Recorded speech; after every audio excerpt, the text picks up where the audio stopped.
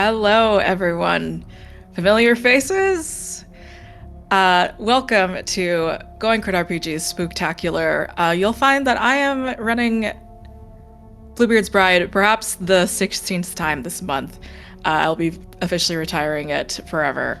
I am Josephine. I am at Scary Dog Friend, and I will be your groundskeeper today with my lovely set of brides, sisters, and otherwise. Super quick, Going Critical is partnering with thewashystation.com to give the viewers some goodies during the Spooktacular. During the break, we shall run a raffle for a $20 off code to use at checkout. Thewashystation.com is also holding a sale until the 31st. You can get 20% off of your entire purchase with code LunaMonth at checkout. Going Crit RPG's shows are Hellions of Karnacht, Mondays 4 p.m. ET. They will be wrapping up their two-part Halloween special this Monday.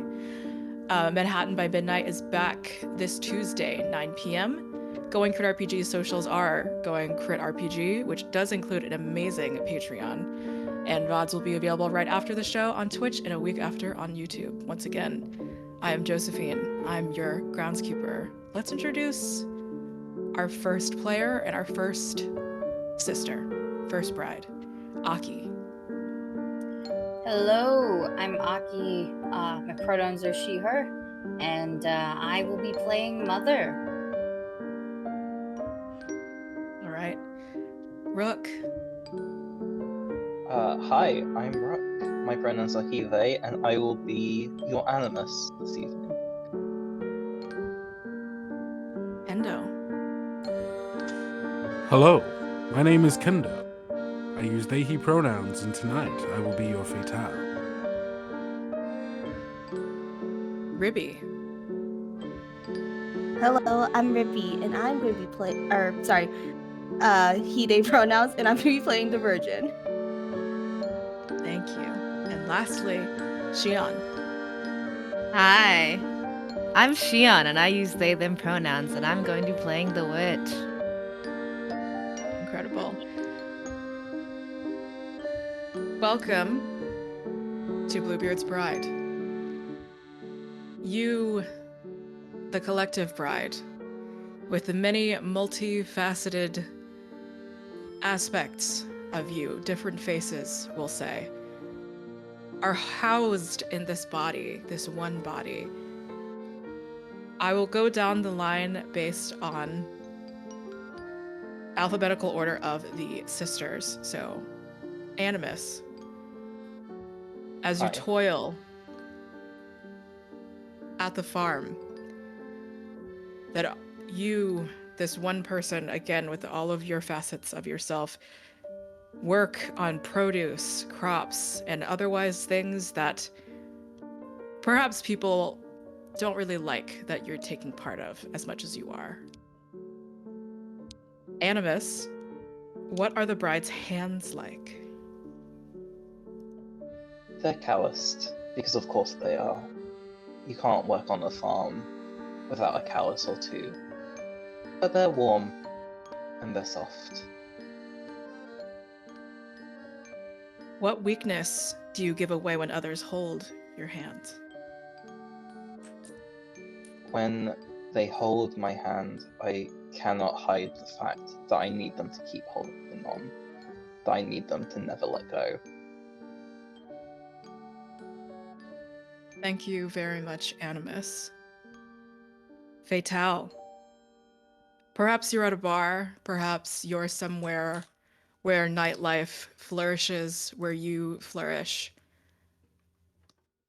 As the Fatale, can you tell us, what does the bride's mouth look like?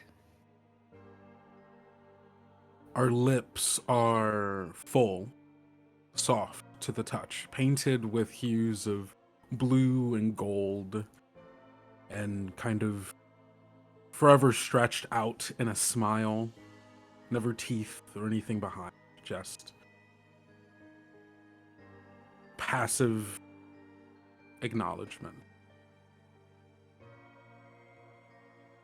How do others like to keep you quiet? They speak over us anytime, We have a want to share our opinions, thoughts, or feeling.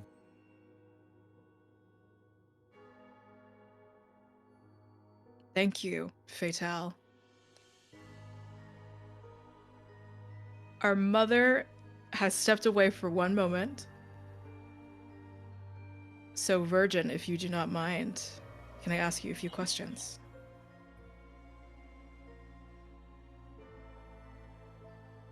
Virgin? Sorry. Okay, gotcha. I'm back. The mother's I'm back. sorry. Let's go. There was a noise that No I worries. hope it didn't pick up. Mother, can I ask you a few questions? Yes. What is the bride's figure like? Oh, we are tall and boyish. Our boobs are not too big, and our shoulders are not too broad. And our shoulders are too broad, and the back is far too wide. What do others wish was different about your body? That it was more feminine. That we were shorter, smaller, more petite, with bigger boobs and a more hourglass shape. Thank you, Mother. We are going to wait and see if the Virgin is online, is still good. So let's skip to the witch super quick. The witch, may I ask you a few questions? Yeah. What is the bride's hair like? It's long. Maybe a little too long. It's wavy and messy, and it frames the face perfectly. How do others like you to wear your hair? Up in a tight bun. People stare otherwise.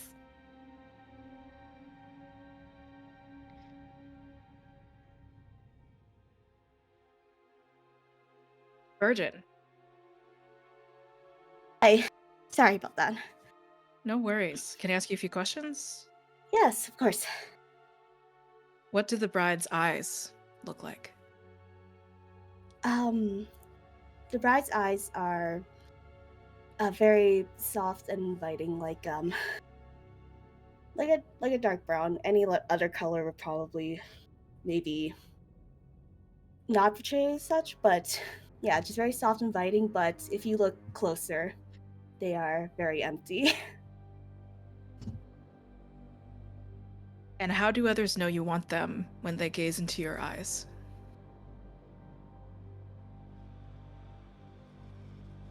They'll know. They'll know because they're, for once, when they're, I guess, looking. When I realize someone is looking at me, maybe there is just like a little bit of light, knowing that I've caught someone's like recognition. Ever since you, this bride, have begun to be called bride, Bluebeard's bride, whispers throughout town, rumors of children, of marriages, of lavish weddings and gifts, and all the sorts of things that they weren't expecting you to embody. Fatale, maybe there's like a twinge of satisfaction with that.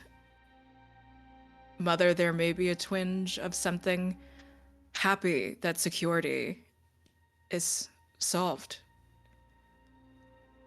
But Animus, which in particular, there was always a shape that people wanted you to fit into. There was always slicked back, tightly placed hair, clothing that was never easily maneuverable enough for all of your hands-on activities, all of the activities that required your hair to be free.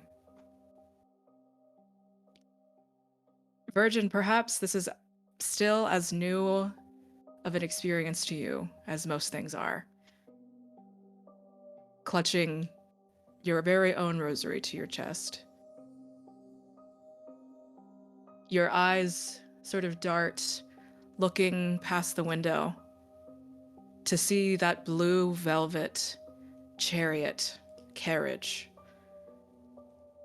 with white horses decorated in blue, the many signs and the coat of arms of Bluebeard himself as he towers over you.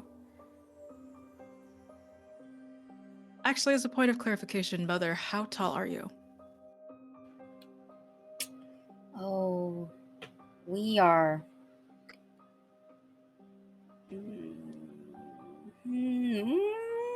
I really want to be very self-indulgent. Go for We it. are well over 6 feet. Okay, you're taller than your husband. Yeah. Let's go! I think as soon as Bluebeard steps off of the carriage and you have your bags, you are tightened up almost like some sort of doll in the clothing that maybe this villager has provided, this has offered this, laced you up into a package just before you are to be sent off to your home, your new home at Bluebeard's Manor. Bluebeard steps off this lavishly dressed, gold-trimmed fur coat, blue hair. He takes just a slight step back, still smiling, attempting to be very subtle about wanting the perspective of his height to be equal to yours. He takes your hand, and perhaps the drive to and through the woods, through hills, for what seems like hours, maybe even a full day at this point, you wake, stirring, maybe having dozed off, and in front of you is the most beautiful blue mansion that you have ever seen. It fills all 5 of you, all different aspects, all different influences of this lone bride, in many mixed feelings, depending on how the security, the stability feels for you. If you wanted it, if you didn't. If it was for the greater good, if it wasn't. Would this be worth it? Servants usher you inside, rush you into your quarters, take off what you were previously wearing and put you into an even bigger blue gown, even tighter, even more blistering. You're not given heels. You're given more of a flat shoe, which doesn't really work as well with the giant train that you kind of have. But that was the first thing you notice. Bluebeard wanted to seem taller. Hands pull at you in all different directions, touching your hair, applying new makeup. And you are to see your husband again in the foyer. You maybe ask,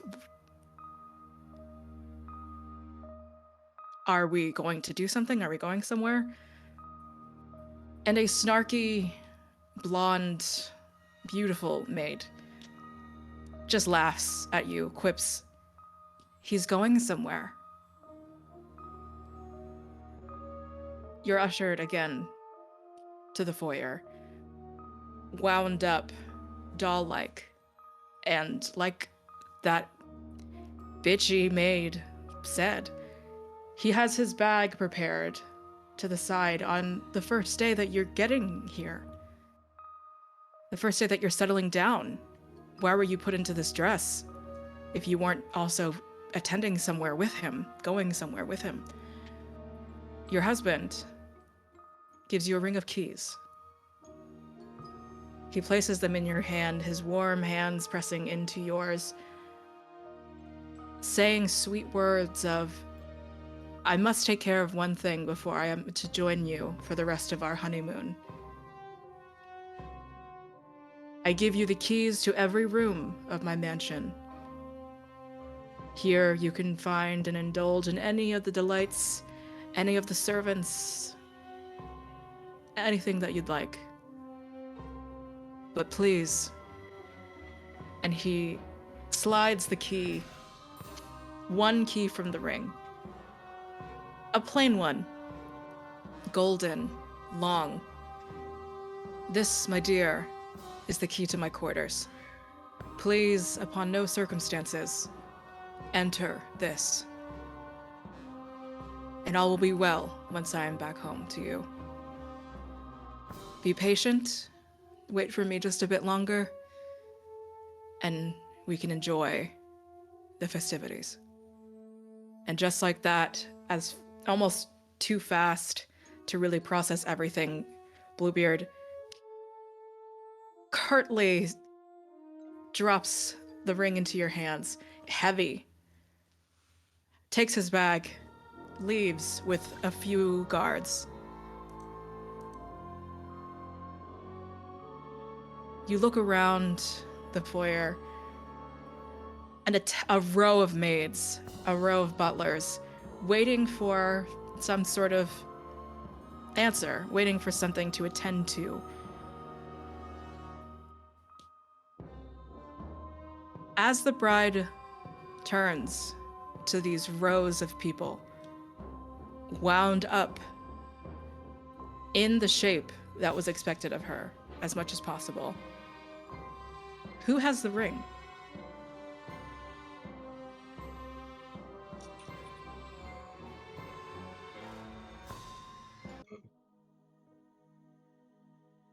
Could I take it? Absolutely, Animus. We are here in this house. There is no work for us to be done. And so I think the animus stirs within the bride, wanting something. Wanting to explore and move and do something other than wait. And I think like the bride looks down at the ring of keys, kind of feel like getting that tactile sense of like all the different keys rather than a visual feel, and kind of just picks a direction and walks. Few questions for you, Animus. Do you find a specific key, or do you want to look for a door first?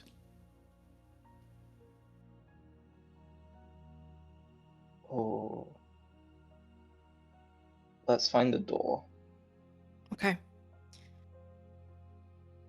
As you begin to walk, however, there seems to be, again, still this row of attendants, this row of people waiting for you to give them something to do, waiting for some beck and call.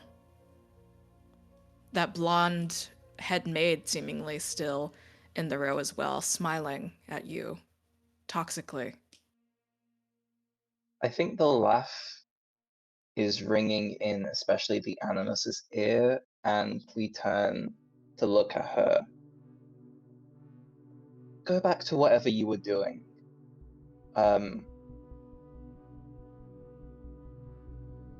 Oh, actually, let me rephrase that. Leave me alone. And I'd like to invoke the rooster. Invoking the rooster's face. Please mark one sorry. drama to give a I direct will. order. Which order? So you gave the order, leave me alone. And then there are The three order- other sort of conditions. The order is carried out to the letter and then some. Okay. How does it hurt you to give such a direct order?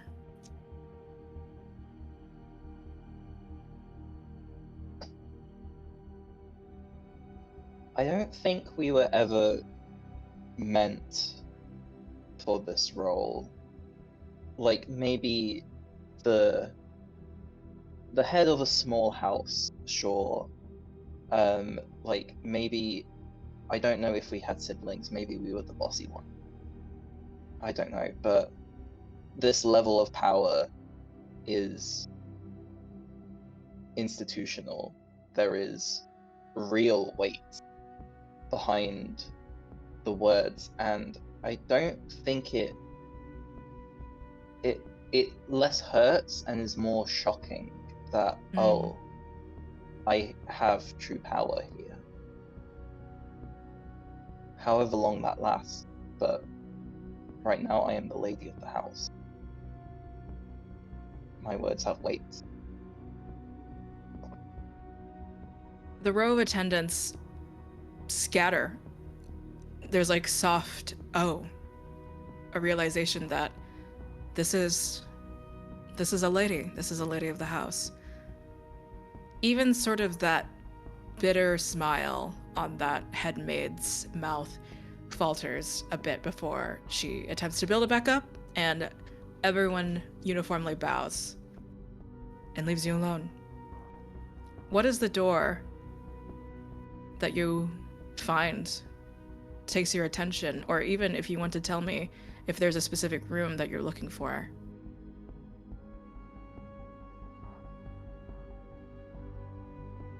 The only detail I have in mind is I think the handle is made out of a ram's horn. And I'd like to open it up to the other sisters if you have more details you'd like to add to this store. Why stop at the horn? Maybe it's got it would be real fun if it has like some sort of like engravement of like a full ram or like a ram's head just on the door. It's almost like a decorative piece, like those the door knockers. Yeah, that's exactly what I was thinking as well. Cool. All right. Yeah. And as a reminder, all sisters are able to talk, even if one of them houses the ring, and everyone is able to use maiden moves as well, even if someone is still housing the ring. But Animus at the moment, because they have the ring, gets to make the final decision. I'd like to ask you, Animus, as cryptically as I can ask a question, life or death?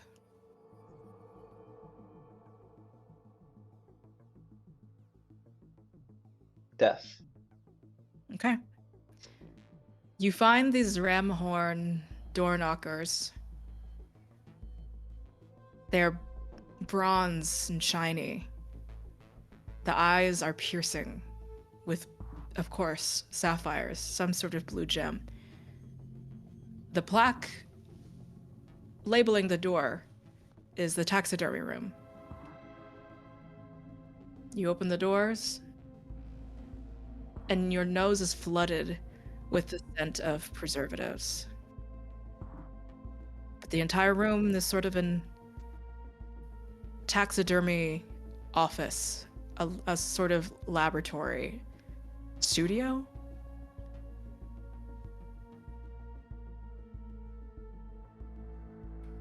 Does anyone here know if our husband likes to hunt? I feel like this is news to me. I mean, we never seen him hunt before. We've never seen him do much of anything. His hands are softer than yours. Maybe he just like buys these or collects them. Well, he is rich, and usually rich boys go hunting for fun at parties or something. He wouldn't be as often as a real hunter. But why have a room for it? He could have dedicated space for it, but a whole room seems excessive for something he does offhand, like once in a while.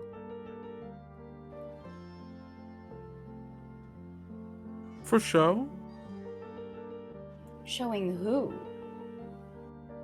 Friends, acquaintances, business partners, rivals. Whether or not he hunts, it doesn't matter if it looks like he does. Can we get a general sense of kind of like what specifically is in the room? What sort of animals, what sort of tools, what sort of hunting gear, if there is any? Yes, so there's sort of...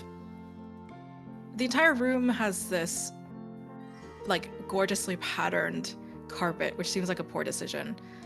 There is sort of an operating table-like table that has drawers on the other side of it. There is a fireplace with two twin sort of Great Dane-looking dogs on either side of the fireplace.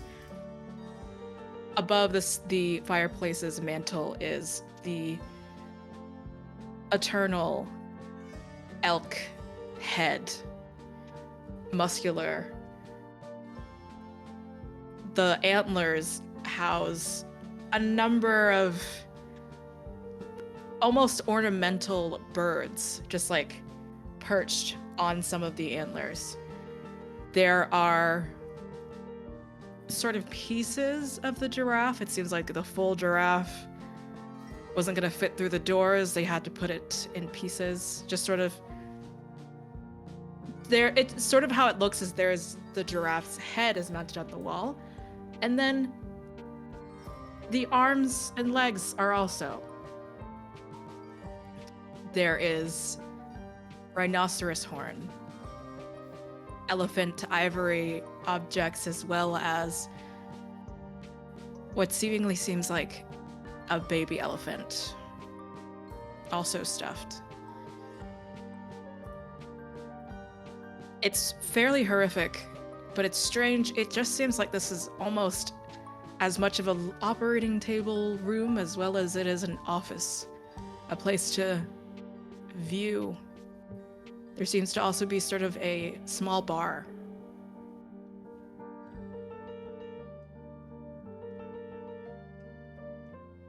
You should grab a drink, sister.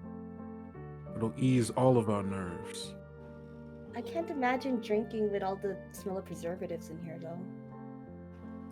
This room is disgusting. I want to leave. Mm-hmm. Oh, come now, sister. We have a chance to really learn about our husband and his habit. Let's poke around. Animus, the Fatale's words sort of grate in your side of the brain. You are envious of her. How do you take these words? Animus is nothing if not forever propelled forward. However, I do take specific care to skirt around the bar. Not too close. I sympathize with the distaste for the smell and the sight. However, this room, the door speaks to me, and I would like to know what this room has to say for itself. Also, are there Great Danes like just like a live dogs just chilling, or are they also taxidermy? They're taxidermied. Oh, Jeez. okay. I thought there were just two dogs just chilling here. They're No, just hanging out. everything in this room is dead. Oh, Christ. Except us. For now. I mean, for Okay. now. Are you taking stock, Animus? Or what would you like to do? I would like to investigate the dogs. Okay.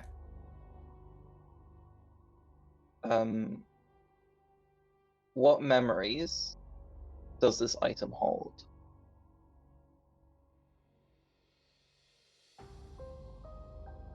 For the first question, the memories. A sort of swirl comes of ash and smoke from the unlit fireplace, and a memory whizzes past your eyes through this almost incense-like smoke. The embers of old burned wood. These two great dogs who were once Bluebeard's favorite. But then Bluebeard also seemed to get falcons, great bird hawks. And unfortunately, the both of them saw fit to play with one of the hawks and kill it. Not knowing, of course, because they're dogs, that was to be Bluebeard's next auctioned off sort of pet. After a very stern look of disappointment, Bluebeard saw fit to discipline them in this way. To remember them, but this time they won't destroy anything this time. Why does he keep them? Just as he keeps many of these other things in this room, you follow sort of the old ember, the chipped, dusted gray pieces of wood flying around like a smoke. Just sort of around the antlers, around the many stuffed birds and things. For show. For power. Reminders of moments that he won.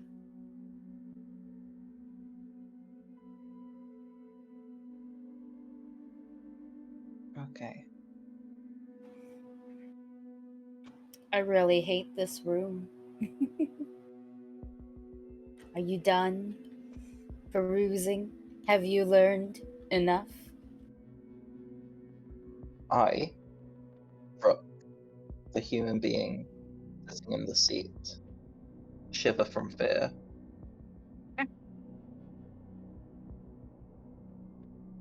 I'm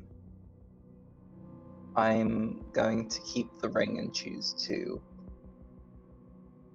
So, the thing I am afraid most of is that, so the words of the Fatale echo in, like, the part of the brain, not the brain, the part of the psyche where the animus resides. The idea of everything in this room is dead except for us, for now. And I am most afraid of that being the truth, that we are a pet for show. The 2 options are, of course, it speaks to me, and I take 1 trauma, and it has the bride in its clutches right now.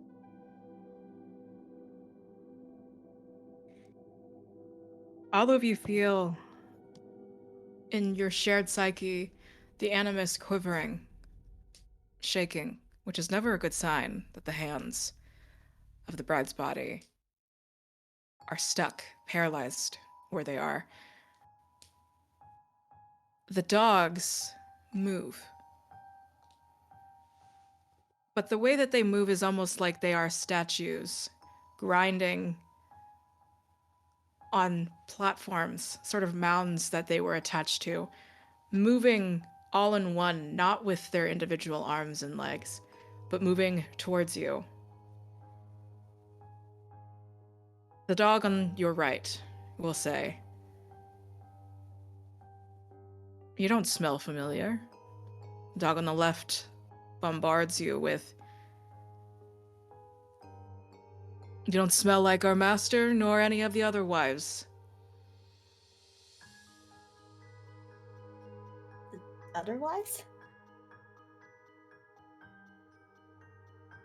You didn't think we were the first, did you? Oh, no, of course not.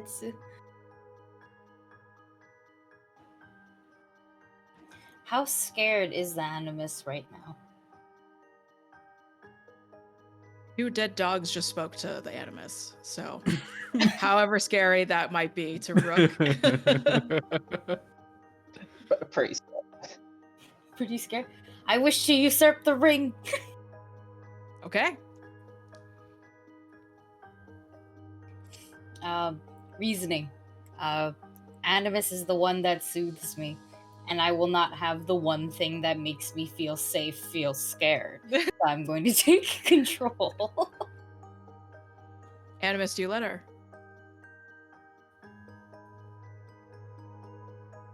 I think the initial reaction of keeping the ring is the Animus being like, no, I am our strength. I need to keep control. But at the end of the day, yes, I let Mother take control.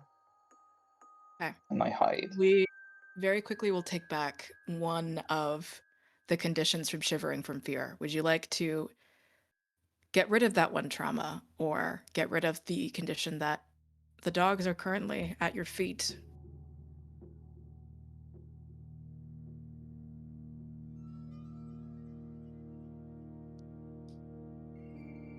I will, because of the fear the Animus is feeling, I will keep the trauma. But I think this switch happens before the dogs get close. Okay. Almost with a strange sound of maybe even like a doll or like a marionette's mouth opening, the dog's mouths suddenly both just open, almost as if there's only 2 frames in between seeing the dog's taxidermied mouths just closed shut and now fully open. The dog on the right regards you, Mother, though a new ring bearer at the moment. Well, what are you gonna do? The left one. Are you gonna try to leave? We're not going to let you do that.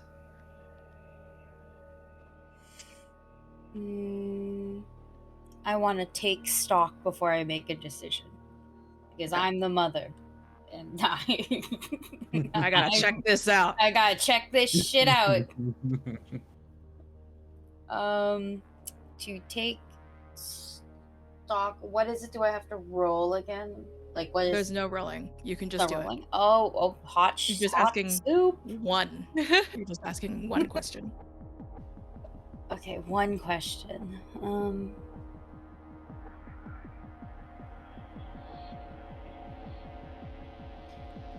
What does this place demand of the bride? What is it? What is demanding us?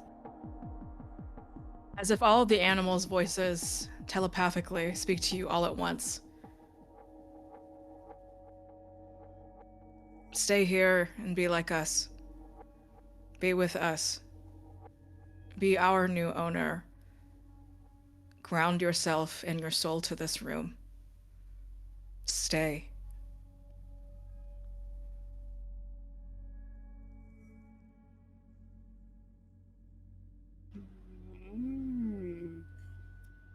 I know this is a very creepy moment, but I really want to pet the dogs.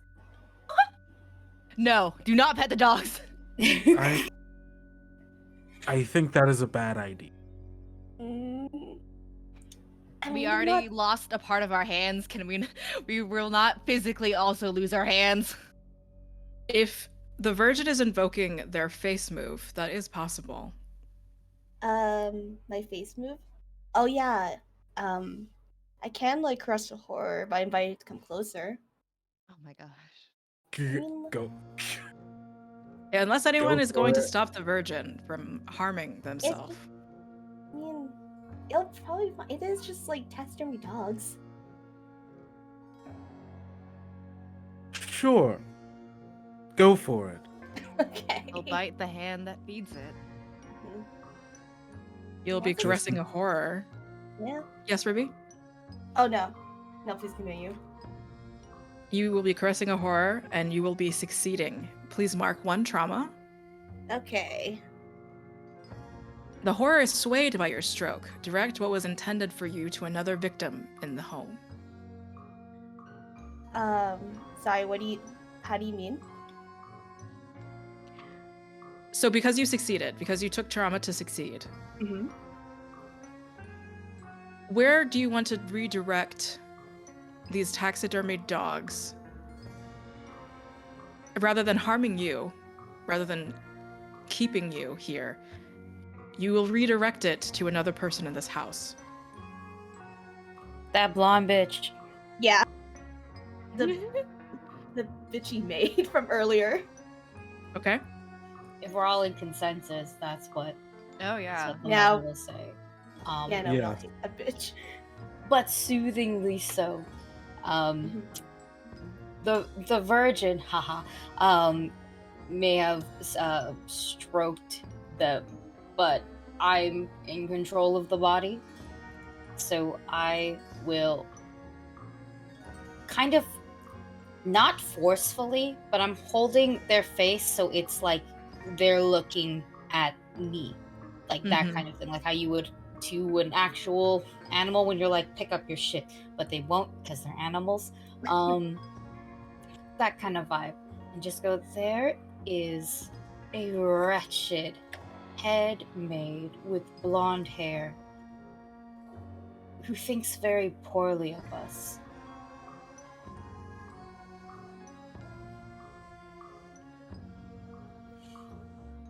And I think as the new lady of this house, you should show us your loyalty and sick her. All right. 2 questions. Is this just a matter of, does the maid get called, or is it more of like the Virgin's magic calling her? I'm okay with virginal magic. Yeah. Okay. Something Something just compels. Yeah. Something Mhm. just compels that head maid to come to the door, knocking before slightly entering, looking around like as if this place is terrible to her, fairly. Oh, you're in this room. What can I possibly aid you with, my lady? The dogs, before you have to say anything, turn their head towards her. Something pulls her closer, further into the room, into the center of the room. And throughout her screams, throughout her not understanding what's going on, are you leaving, Mother?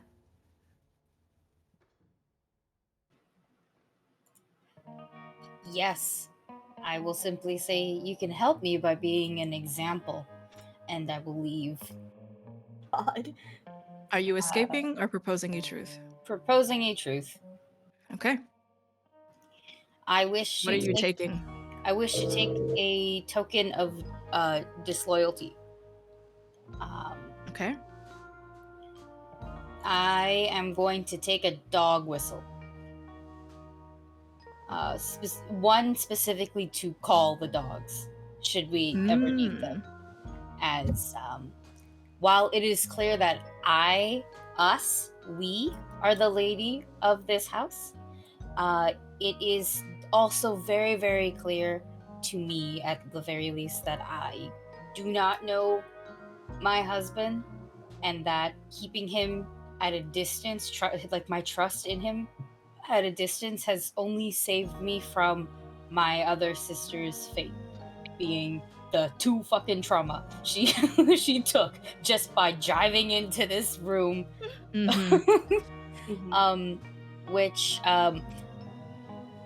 no, I'm not gonna do it yet. Actually, I'm not gonna do it yet. Okay. I'll save that for last. But yeah, You will be marking 1 trauma as you clutch the dog whistle in your hand. Mother, as you step out, the headmaid screams muffled to the point that they finally stop. Close the door behind you. No, don't have to worry about her anymore. What ring do you find that interests you? Or would you like to go the same approach that Animus does? I would like to go the same approach that Animus does. I think Okay. is probably the most nice. What sort of room do you direct yourself to? I think it is the most logical to simply go to the next room. I don't want to really distance myself. I'm still trying to get familiar with the place, and so it's simply here's one door. I go down the hall to the very next door, which however long that may take. Okay. Is there anything special about it? Yes. I think this door looks in particular very old and almost familiar. I think its wood is a little bit more worn, as if eroded by the weather, like one would be on a like a barn. It's not a barn door per se, but it's like that slight familiarity that you see that kind of just reminds you of something nice. And of course my other sisters can chime in. Even the smell of the door is familiar. And I think as soon as, Mother, you open the door, you're surprised as it seems that this room leads to some sort of intermediary to what seems to be a greater connecting hall to an open field. There are goats. There are little farmhouse-like sheds. There are some handmaids doing laundry. Some children running around, playing with the goats. There only seems to be goats. But you are in a pasture, ripe for shepherding, ripe for idyllic fantasies to be had.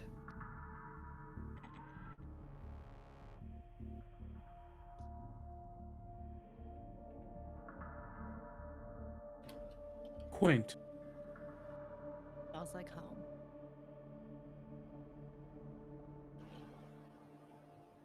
I wish to frolic. Word. Yeah. Do you frolic with anyone in particular? Just frolic by yourself? Just vibe by yourself? Vibe by myself. I wouldn't turn away, like if like let's say the kids came up and started frolicking too, then we're frolicking together. You know, like Yeah. I'm not gonna stop. Like if children, goats, maids, a child goat maid, I don't know, all together come up to also chill and frolic. Like this Easily. is, I think I know for a fact that me, Mother, is the happiest right now because it's I miss home. There are 3 children that come around to you as you're beginning to run. They run along with you, laughing, their appled cheeks, their mothers, presumably the handmaids, smiling at you. The train sort of dragging behind you in your dress, certainly. Just sort of sliding across the grass, but there's no concern for that at this moment.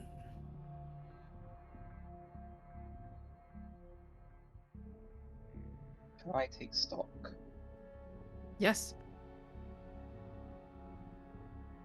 Hidden in the shadows of our soul, I look to the shadows of this place. What traps have been laid here for us?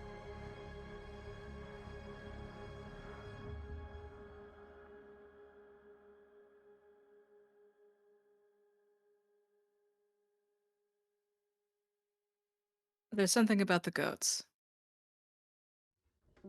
Their eyes. Still that strange horizontal slit, but rather than blinking, it almost seems as if their eyes. You lock eyes with one of the goats, and rather than a simple blink, their eye seems to go. It turns, it circles, sort of a 360, and then comes back. They're not normal goats, that's for sure. There's something menacing about them, somehow. Okay. Am I the only one bothered by these goats? I think they're kind of No. cool. What? I mean, it explains the last door a little bit. I mean, I understand, rams, but like, it's like they're cousins. I mean, that one specifically is kind of a freak. I point to the one I made eye contact with. You have one more question for Take Stock. Oh, never mind, you don't. Sorry. No, it's just one. Can I investigate a mysterious object? Of course you can. And I hope that you will allow me to be very broad with what counts as an object. I think my eye is drawn towards these children that are here. And I'm taking like a closer look over them, the way they act, their features. And my first question is, whose item is this? Man. Whose child is this? Yeah. You were going to find out. You're going to figure it out eventually. How genetics work. How things get passed down. That sort of thing. They have the sort of same ruddy, peachy, appled cheeks of their mother. Again, there's 3 other handmaids just sort of doing handmaiden things. But they have dark hair. All 3 of them have sort of a mix of black and brown sort of hair. But there is a blue undertone. These are Bluebeard's children.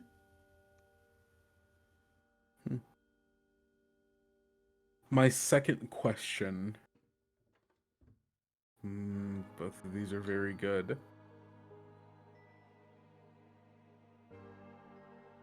Why did Bluebeard keep this item? Yeah.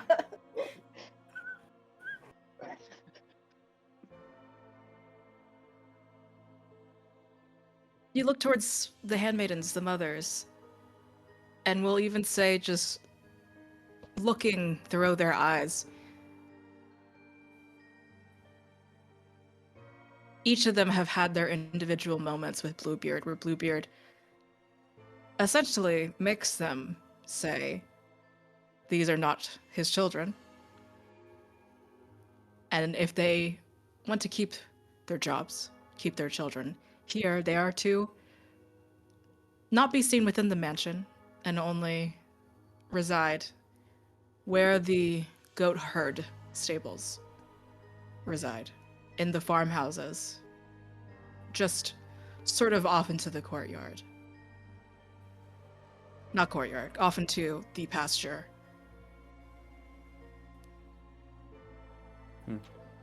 It's something sort of more for the maids, because they're not your children, Lord Bluebeard, absolutely. I think there's like a bit of like sympathy for like handmaidens, but like there's a part of like the virgin who just feels a little bothered. Maybe like a little, like, I guess, angry that they're still around.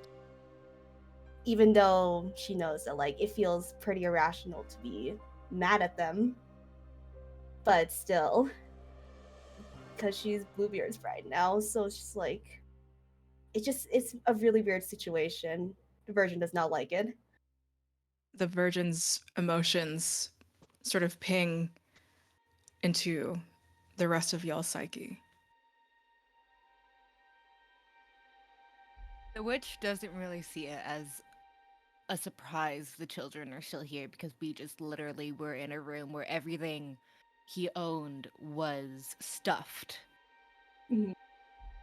He won those items.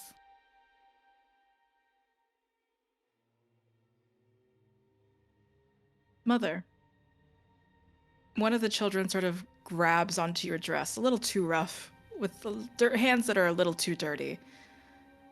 Hi. Hello. Mm. Who are you?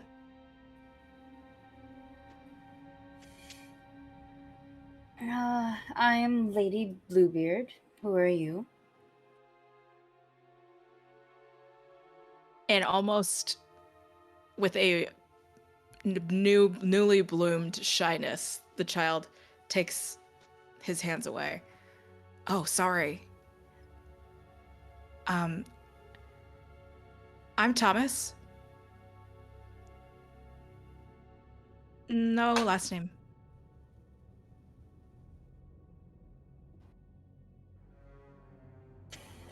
And what do you do here, Thomas? We help out in the garden. We play most days. Well, the best thing is that we don't really have school. We didn't need to go anymore. What do you mean not go anymore? Did you go before? Yeah. And then we moved here. And then we just kind of never left. And I mean, it's been nice. It's nice here. Can't believe you make me say weird things. Okay, Joe. I was almost gonna curb stomp a dog, until in the last room until the Virgin was like, let's pet it instead, and I went, oh yeah, that's an option. And now I wanna suss out this child. It's Okay. such a weird thing to say. It's but honest, I don't know if I can. I take stock of an item, Sure. kid, that's been investigated. Yeah. Sure. Okay. Sure. This is a situation. So I believe what was asked was, what is the trap? What fire? traps? Yeah. Right. I want to ask what horror is hidden here. I think. Okay.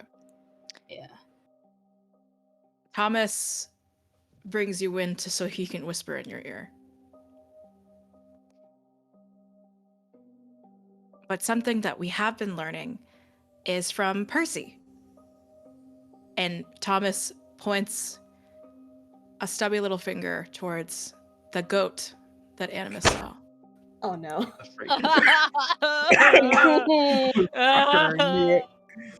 Percy tells us things like,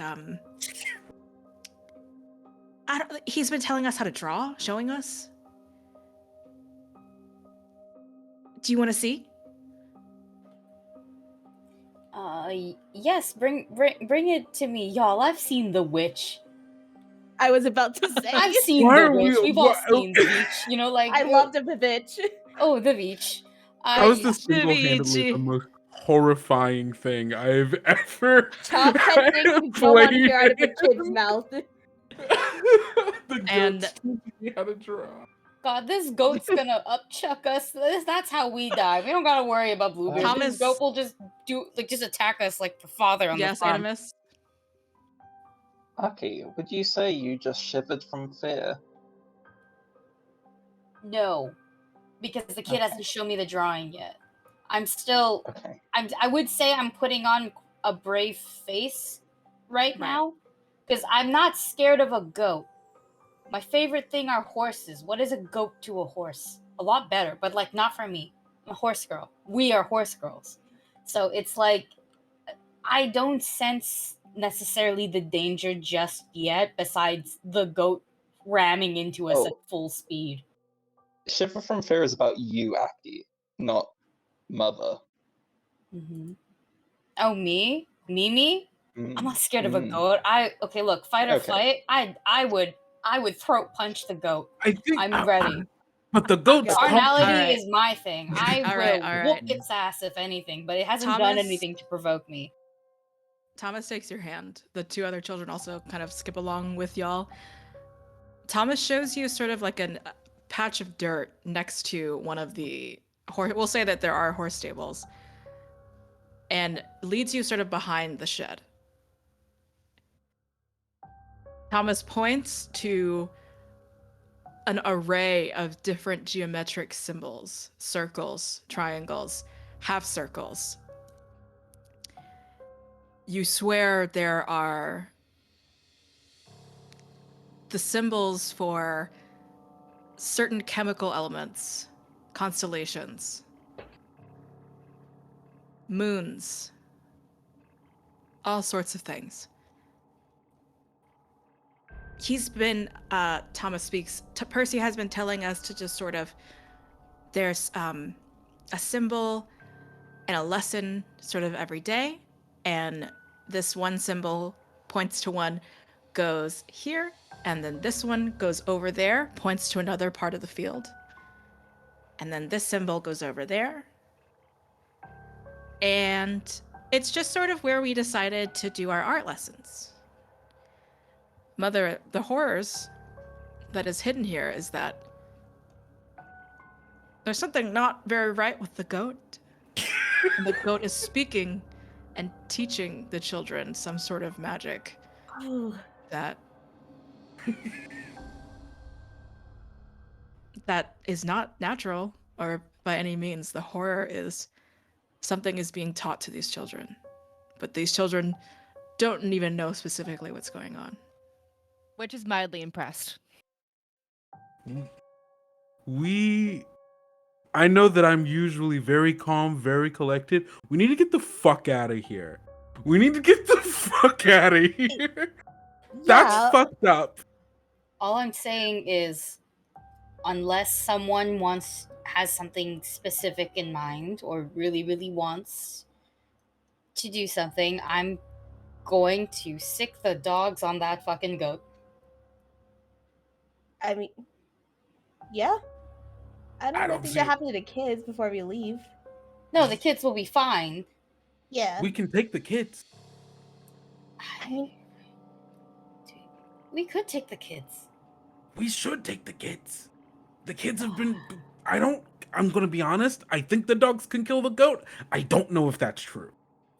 forgetting that like these kids actually have moms too. We can take them too. Why not?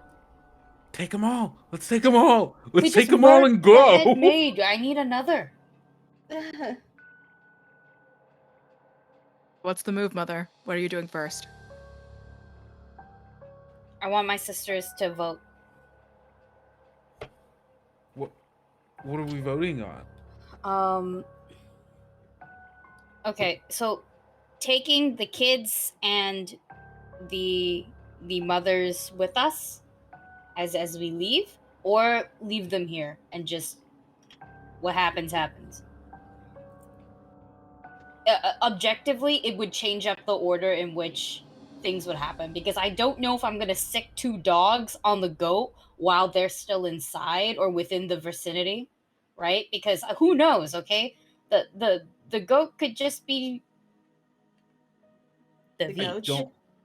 I don't think that we really need to talk this one over. I think it's pretty clear. The goat's gotta go. Mhm. Not in Yeah, our let's- house.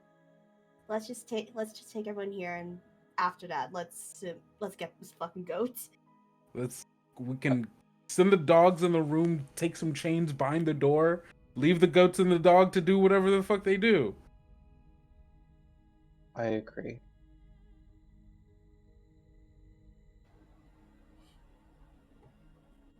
How you doing, witch?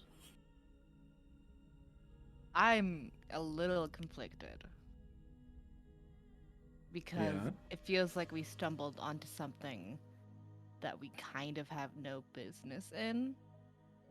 But we are the lady of the house now. Mhm. Also, what if the goat's just a cool ass wizard? Do you want to The talk? witch is like, hear me out. Wait, Hear me hang out. on. Do I you mean, want yeah. to go talk to the goat and see if it's cool or not? Do you want competition, witch? No. Yeah, just kill the goat. Okay, kill the goat. Okay, Because yeah, I was let's gonna kill offer, the I was gonna Kill the offer goat. like if you want, you can go talk to the goat. I mean, And you then- want me to talk to the goat? Only if no, like The goat might know If- stuff. yeah, if you want, you can go talk to the goat. We Because don't know his motives. I have no desire to speak to the goat. But if you would like to, I can give you control and you can go speak to the goat. And when shit hits the fan, you can give it back to me. And I will make sure this goat gets got. Okay, I'm down for that. I pass the ring. Pass To the the ring witch. to the witch. Yeah. Okay. I don't trust this goat. I'm gonna go talk to the goat. Okay. I'm gonna throw up a peace sign, be like, "What up?" Nope, actually, I'm not gonna do that. I'm gonna, like, we know how to approach animals. Yes. I'm going to walk up to the goat, and is it reasonable to say that I kneel down to make eye contact? Aren't goats large? I don't know how Like they're big goats are. Have you like they're not Look at it. horse big, but they're like Half a size of not even half of a size of a horse. Just like we'll just say medium goat size, like maybe medium goat maybe size? maybe the size of a big dog. Where does Yeah, it go up to? that's what I was gonna say. Like on our The body. size of a big dog. Like kind of we'll say We're 6 waist feet. hip. Wait, Oh so yeah, it- you're very tall, so probably Yeah. hip. Okay, I'm just gonna look down, I guess, because nobody wants to kneel. no, that's how the goat will get you. I would prefer us not get this dress dirtier than it already is. The goat maintains eye contact with you, takes eye contact. Again, blinks in this strange cycle. It bleats. Meh. Who just bawed? Who just bawed? I wasn't looking. Who? It was Shion. No, it wasn't. Wow, witch! Why I would didn't know you that you could also lie? speak goat. Do you say anything? I'm trying to figure out what to say.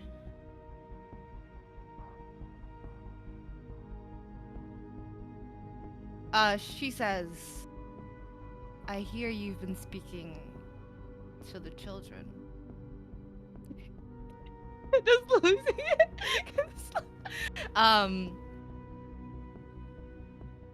Is that the truth?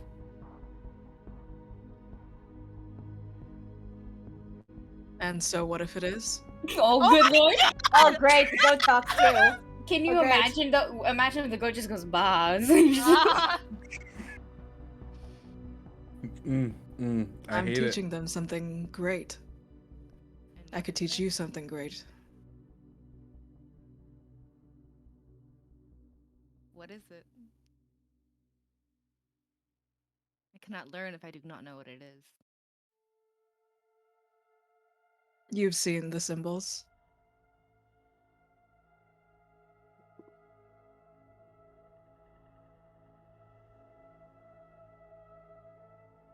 I will show you how to engrave this, should you need it for your own use.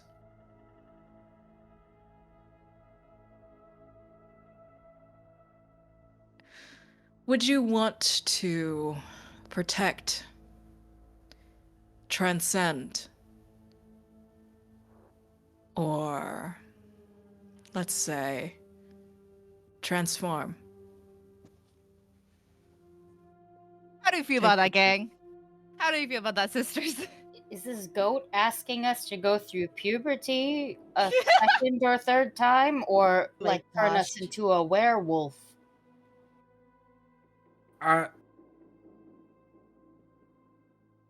want to be a werewolf. I know, Rook. I don't think the goat wants us to become a werewolf. Hmm. Does the goat have tentacles? No. Or perhaps is named something I- similar to Uthulu? Can I ask the goat if Mm-hmm. he intends to harm the children at all? Make them do something they wouldn't know what they're doing.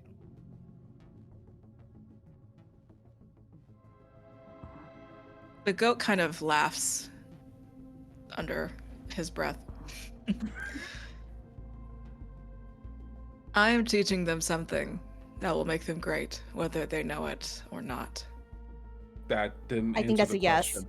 That didn't answer Mama! the question at all. I think I feel I'm like gonna, that's his I'm confirmation. gonna mark one trauma to snatch the ring from the Okay. wind. Oh, Okay? Oh, I okay. think like the visual of this is that like the ring slides off of the witch's hand, like if like riding along the like as if like riding along a string between our fingers, and as it like slides back on effortlessly to the onto the fatale's hand, I take the whistle out of our pocket and I'm going to Okay. blow the hell out of it, attempting to dirty myself with violence. Oh my. Okay.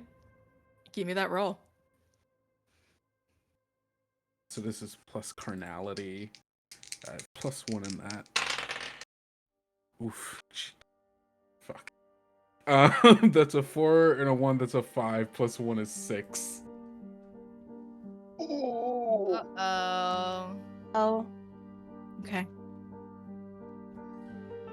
Here's what happens.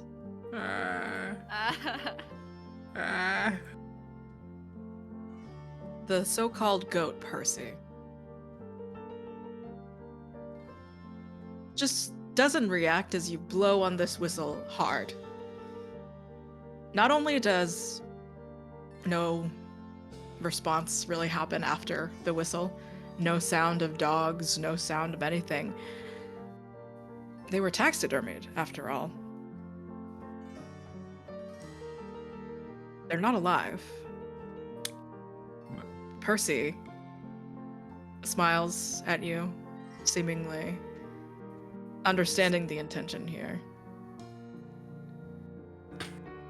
You wanted something to happen to me. Something to happen to the children? I think That was I think the sorry, fatale. Kendo, your face. Yeah, I think the fatale is just like they're like still like trying to like staring dead in the eyes of the goat while still like, Okay. come on, like still The like, come dogs on. aren't I coming. know I saw the fucking dogs. The dogs moved. The dogs stopped. They did, but I don't think they're gonna come. I think the fatale's like immediate like fear response is I think she does what she like has always done to every shitty guy, every guy who tried to take advantage of her, every guy who like tried to get a little too physical, just like immediately like just kicks God. tries to kick the goat and runs off for one of the kids to grab and then book it out of this room. Which child? Are you picking up Which The child? one with We're Timothy? Was that the Thomas. one that we... Thomas. Thomas. Thomas. Thomas. Little was no Timothy I knew Timothy. the T. Timothy Timothy, you know. Chalamet is I'm not taking in Tom. this chat. I'm taking Thank Thomas, God. and we're getting the fuck out of this room. Okay, you pick up this child, you kick the goat in the face, you leave. Are you escaping? Well, actually, you could propose a truth. The child is the thing I take, the token I take. You can take the child as the token, absolutely. Okay, yeah, we're taking the child as a token. Is this a token of faithfulness or disloyalty? I think it's disloyalty because I you think just this- kicked the kicked beach the in goat. the face. Well, I don't necessarily have unkind suspicions about our husband. I have unkind suspicions about this goat. It seemed like why the would I goat mean was... after hearing because before the goat it was the mysterious kids. Understood. And and them being He's This is taking the care of them. Fatale's choice. He's taking care of them. They'd have no want in this world. They are taken care of. They're just stuck in a cool room. It looks like outside. It's fun. This goat is conspiring. I think this goat is the reason things are fucked up around here. Like, I think the goat is conspiring against our husband, and that is the weirdest fucking shit that I've seen so far. I think this is a token of faithfulness. Our husband did take care of these kids, and their mothers and these kids have nothing to worry about in their lives. They just get to chill in a cool house. I want to chill in a cool house. That's why we got married. At the very least, even if he is tired of us and wants to get rid of us, he still keeps us in the cool house. Like, what's wrong with that? Like old toys. People still have very fond memories of their old toys, whether or not they play with them. But the difference between an old toy and us is that we're his wife and we've only met his bitches. We're not his bitch, we're his wife. That makes us better than them, at least for now. Yeah, but so far it looks like the bitches are living well, and I don't know where the other wives are. We don't know where the other wives are. Well, they're not in the taxidermy room, so that is a good first step. Yeah. So yeah, this is a token of loyalty for the fatale or faithfulness. Sorry. And the child is your mark of that. All right. Yeah. So you have Thomas, who the mothers watch you take. One of the mothers watch you kidnap her child. Yeah. As far as you understand, she was concerned, but it doesn't seem like anyone has stopped you as of yet. You slam the door behind you of the pastor's room, with Thomas in your arms. Thomas just sort of, it looks like he's having fun. He's taken for a ride. Whee! Thomas. Yeah. Yeah, like after we get out of the room, I put the child on the ground, slam the door closed, and am back to the door, kind of what the fuck? Thomas? Yeah. Don't talk to that goat again. Why? All right? He's been teaching us how to read.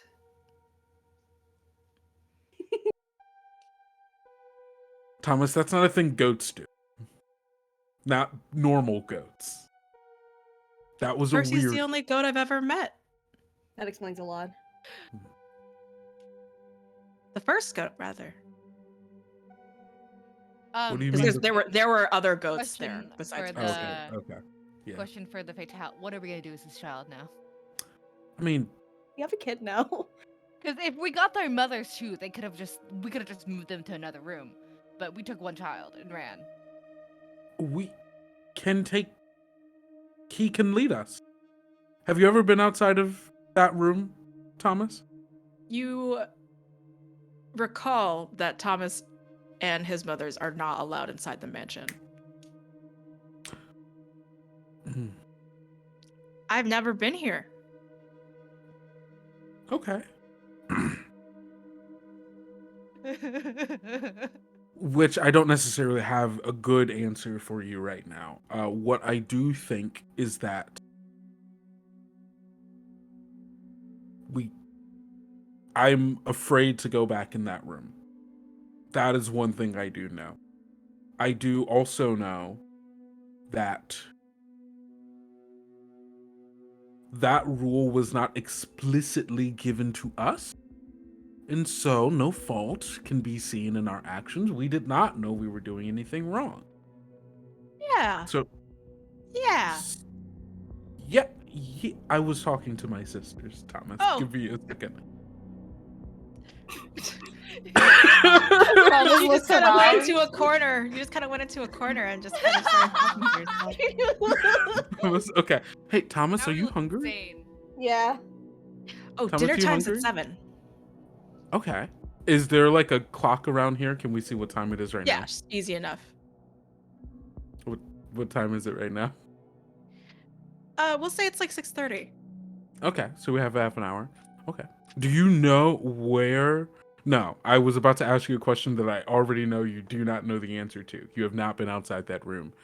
We should go. It's probably going to take us half an hour to find the place where we eat. So let us find the dining hall, Thomas, and you just keep your mouth closed about who you are and where you have come from. From now on, I am your mother, at least while you are outside that room. Is that understood? Okay. Amazing. This Sweet child is boy. And I accepted like kiss his a little, forehead, a and I. little too quickly. I And I know that like we haven't been on the best of terms with like the head maid, but like surely the other servants are probably nicer. We could always just ask them.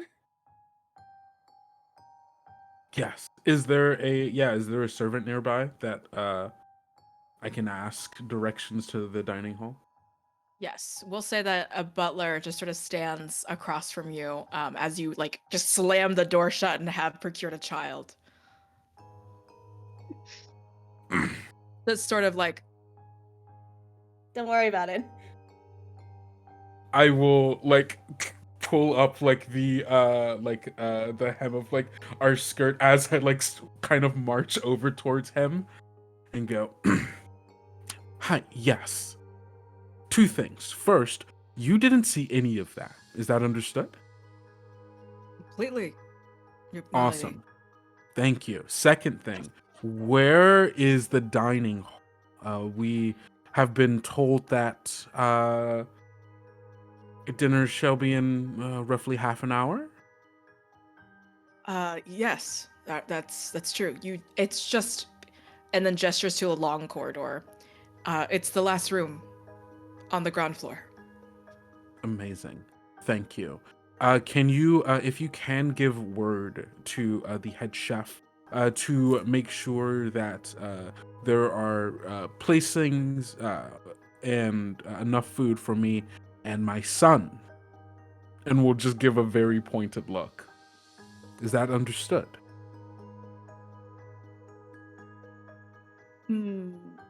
My lady, that's not. Is that understood? And just before we do anything with the last words of Fatale's bitter venom being tossed to this butler, super quick, we're going to take a break. Ooh. Reminder to win the raffle for the washystation.com's $20 off code to use at checkout, please type in the chat LUNA. Use the code LUNA in the chat to be entered. Winner will be announced at the end of the break. Follow the instructions in the chat, and we will see you in roughly 10. Sit tight.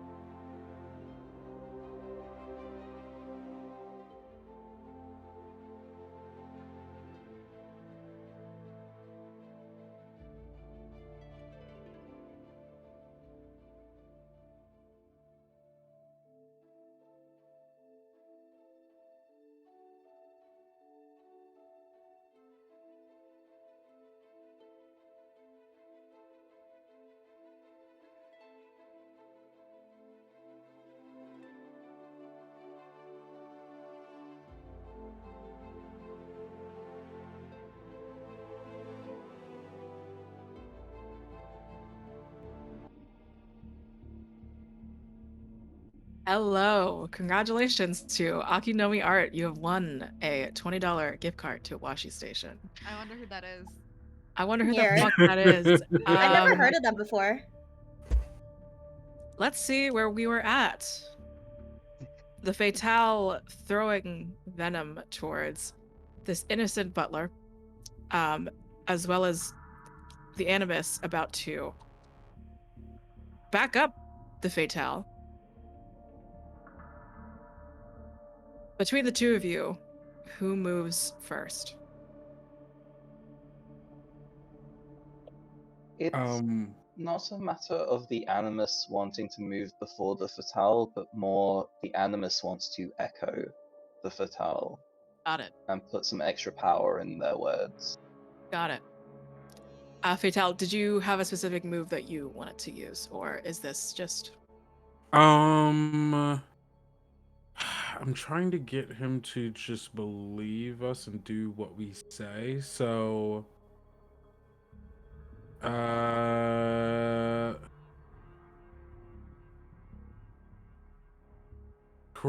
This could I be guess. dirty yourself with violence. It doesn't have to be like physical. Oh, yes. Actually, yes. I want to dirty myself with violence yet again. Word. So a roll plus carnality. Roll, please. Hopefully do better than last time. And regardless, you'll have the Animus backing you up. Awesome. Oh, okay. 6 plus 3, that's 9 plus 1 is 10.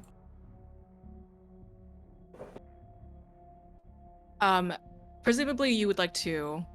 Yeah, I'm gonna Silence. silence them. Yeah. Got it. Okay.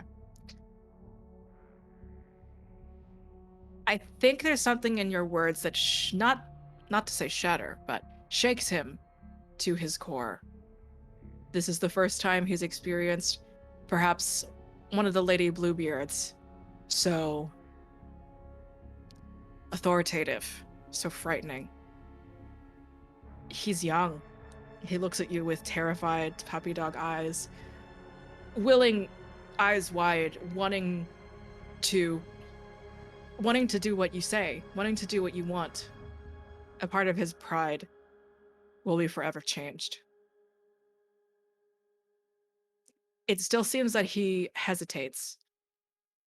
And then Animus, you surge forward. The Animus's voice rings out for just a moment. You will do as I ask, without complaint, and to my satisfaction. And the Fatale's order will be carried out to the letter and then some. Something happens to you, Animus. Can you let us know what trauma you're at? How much trauma you're at? No, it doesn't. I want to use my face move. Okay. Hello, children. I am the martyr, which means that I will take my love to the ends of this world and I will offer forgiveness for my sister's sins so I can mark a trauma and my sister can heal a trauma. I heal too, actually. You do heal too. Damn. Okay. Mother, however, you are at 3. Yes, I'm at 3. I'll be going to 4 with this one. Okay. The mother redirects your self-destructive, we could say, attempt. Everyone feels that knock on the door of shattering, of becoming overwhelmed with something. But all of you have a feeling getting overwhelmed, letting this house overtake you, with figures such as Percy, a talking goat, talking taxidermied animals. Certainly, our bride knows this house is not a regular one. Fatale, you are still in the body. You have a child in tow and a very obedient butler. Right. So, you will go To the cook, to the waiters, you will set 2 places for me and my son, and there shall be no question. Is that understood? Yes, and he sprints to the dining hall. Well, sisters, Thomas, we'll like look down and like hold out a hand for him to grab. Let's go, and we'll walk towards the dining room. You pass up the ring, or what do you do? Will if any of my sisters would like to have the ring, they're free to take it. The Virgin and the Witch, you are still... Yes? I'd like to take it. Okay. And then I slide it on off to the Virgin. Thank you. Did I take it? I'm in control now. Take care of our son. Oh boy. I immediately made a mistake. You have a heavy ring of keys in one hand, a child in your other hand holding. Trusting. Okay. What would you like to do before dinner? Yeah, let's just take a peek at like one of the other rooms. Maybe not the one next to it. 'Cause I feel like I really hope it's not a pattern that is just gonna be a bunch of talking animals that are really scary. So let's go find like just some random door. Like, what floor are we on? This is still the ground floor, and you are now across from the hallway where the 2 original doors were. Okay, why don't we go upstairs? Let's go see what's upstairs. Okay. Is there a key that draws your attention? Or do you maybe look for a door? I think I'm looking at like I guess like the most extravagant key. I don't know, hers was rich. What would an extravagant key look like to you? Probably like the biggest key that's gold and has like very how to say, very intricate like engravings, and maybe like a gemstone or something on part of it. I don't know key parts, but yeah. Right. Gotcha. This key takes you to a room upstairs, just one more floor up. Sort of trying a few of the door's locks, you finally go to a double door with an arched plaque. It isn't in English. It's in some strange featural characteristic script. Not one that you know, not one that you very much understand. But the extravagant key matches the extravagant door. The engravings are similar. Do you enter? Yeah. You walk in to sort of a chemistry laboratory setup. There seems to be one of the test tube spinners in Castlevania.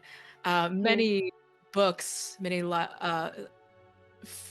top ceiling to floor bookshelves of tattered books, a desk, and most importantly, in the center of one of the back walls is a great golden shrine. There are gold coins all over the floor on the table of the shrine. And depicted is the face of a lion. Okay. On the body of a bear. Sort of a lion centaur, but the bear is the body. And a snake tail, engraved in gold. There are books that are perfectly maintained and kept. Offerings of wine and fruits. The fruits look familiar to the Animus.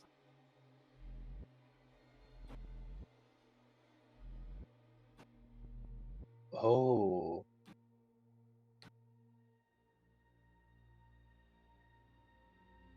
If the lion bear snake thing starts talking, I'm gonna lose it. I'm gonna lose my shit. So far, it is a statue. It better stay a statue.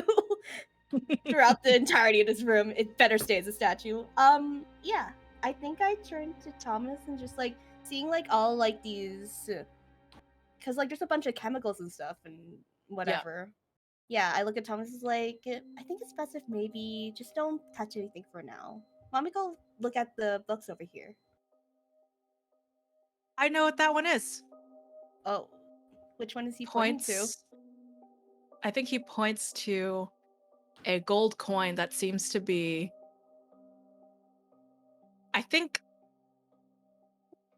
it's inside of a book, like sort of like you've carved the book open and there's a gold coin now where, you know, the other destroyed pages might have been if it weren't destroyed. This book is sort of standing upright rather, on top of a desk, and engraved in the coin. The witch will remember, will say, this is a symbol of protection.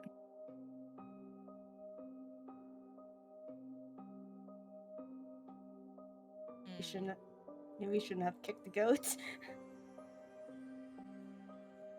Still, can I investigate the book? Yeah.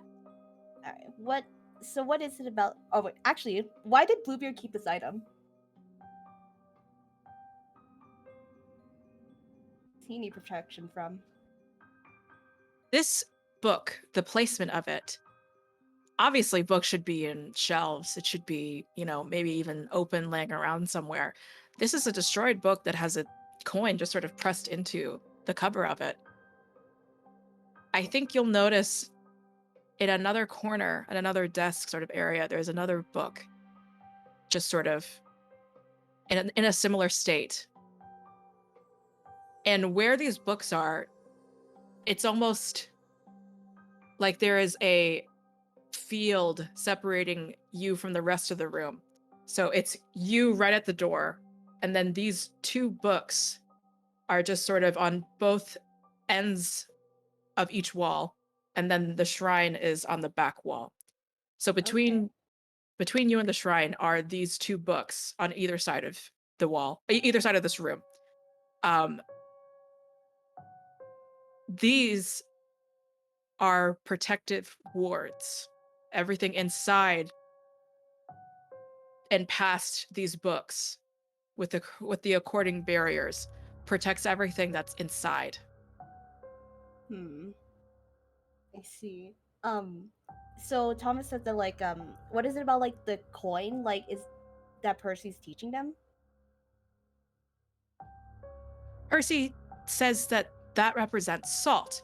So he points to kind of the perimeter of the room, and there's like a fine, like white sort of granular kind of, it looks like salt. It's just sort of all over the perimeter of this room.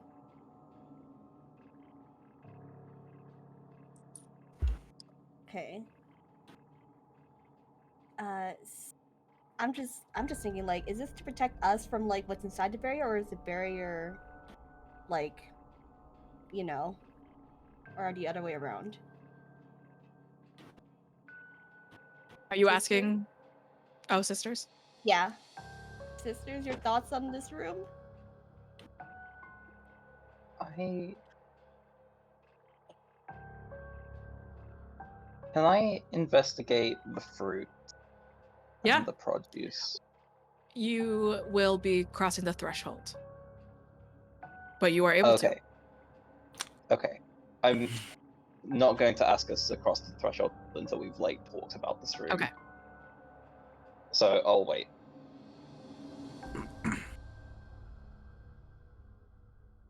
This room is weird, especially because the stuff on the shrine, I'm pretty sure, is what we gave to Bluebeard.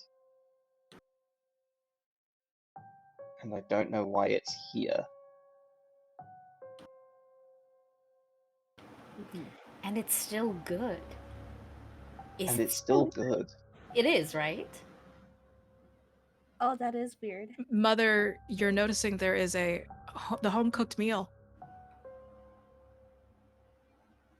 Fully still intact. It looks like it's still even warm.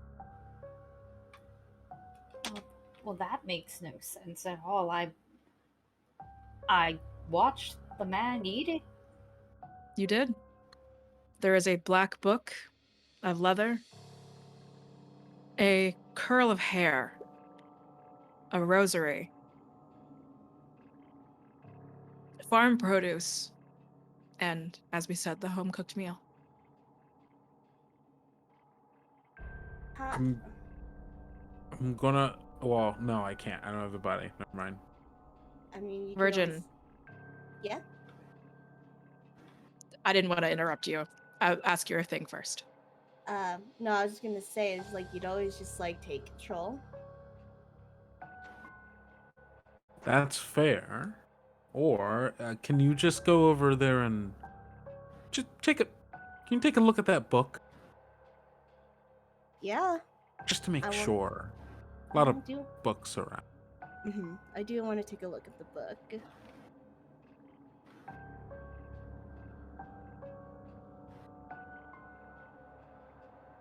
I'm gonna need you, the Virgin. This isn't gonna be a move. I need you to roll your resilience. Okay. That is 2d6, right? Yep. Okay. That's a 10. Okay. And just as a reminder to the witch, if there's anything that you think that you would know, especially within this room, let me know. If you would, I think you would be able to get extra context, so just let me know. Yeah. I was waiting a bit. You pass the threshold, no problem. You're able to walk through, you're attempting to maneuver hordes of gold coin and carpet, but you're able to meet the eye of the statue of the shrine. And before you are all the gifts that you had collected, put together for your husband.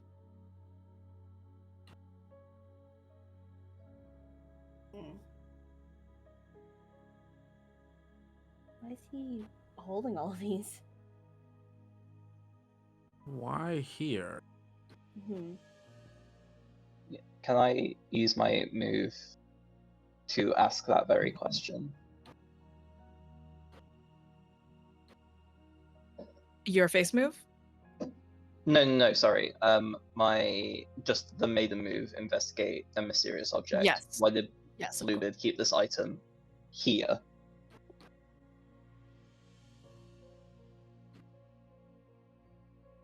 I'm gonna give the witch a couple points of context, and then that'll help. The witch, it occurs to you, yes, salt. Salt is a protector against random summonings, spirits, evil or otherwise. The salt perimeter is protecting everything that's within the shrine, and maybe even then some. There isn't anything specific about salt that keeps food together and still fine after presumably months of having given that meal and that produce to Bluebeard. So there's a little bit more going on. So far, you don't feel anything in your body that suggests anything happened to you. I think just because, which give me a horror roll. Just being a little unconventional with the moves. I'm sorry, I said horror roll? Yeah, you said Blood. horror. Yeah, I was like, do you want me to caress the horror? Okay, wait, 2d6, right? Yes.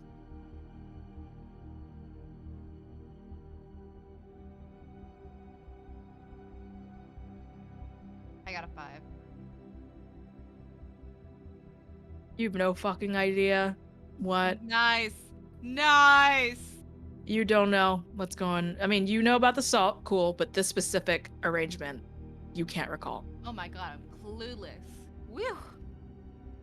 Still mad about the goat being kicked, maybe. Animus. They're being kept here as, I think, reminders of maybe even almost a scale of what you are worth to him. Reminders. There's something about weighing how much worth there is with this gold, even.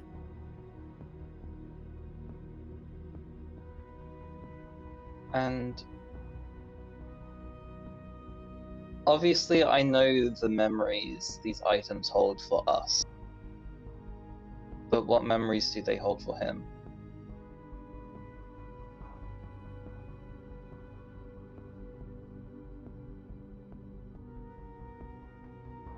The light glints through one of the golden coins, and on the other side of the light that refracts against it, you see through a heavily golden filter, a layer on top of this vision that you receive.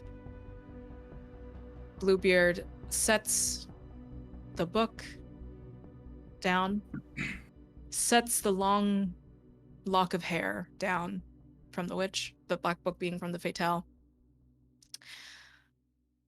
The basket of produce, or however you've presented it, also onto the shrine, the rosary.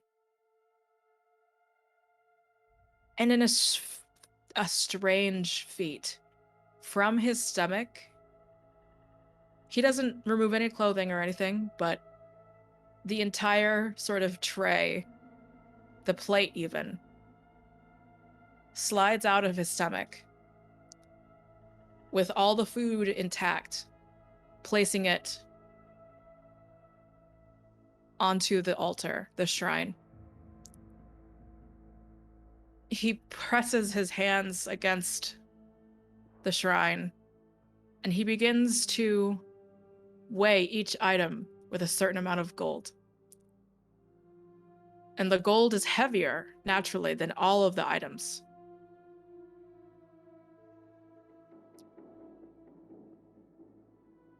Bluebeard kind of shrugs to himself with an expectant sort of expression. Right. None of these were worth his attention.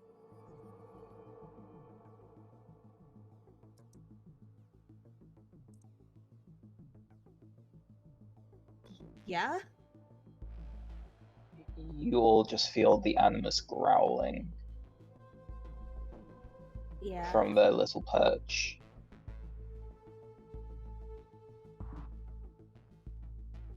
Yeah, I think that makes, that makes me angry as well.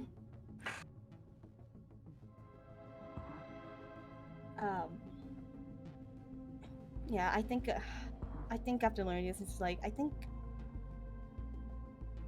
kind of want to take back one of the items, because, like, if he doesn't find any worth in it, I'll just take it back.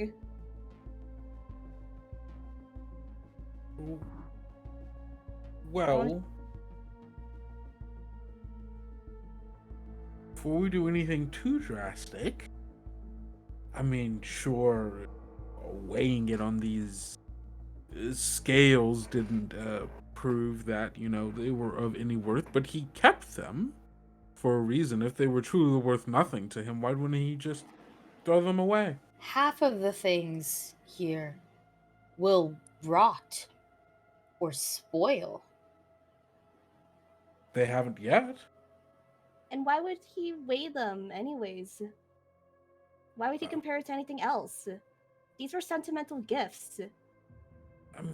All things in a way we all weigh everything internally. I mean, sure, meant But things to us, but he's our husband.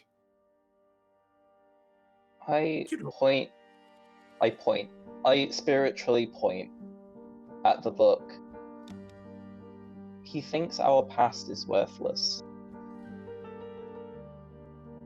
He thinks everything you have done is worthless.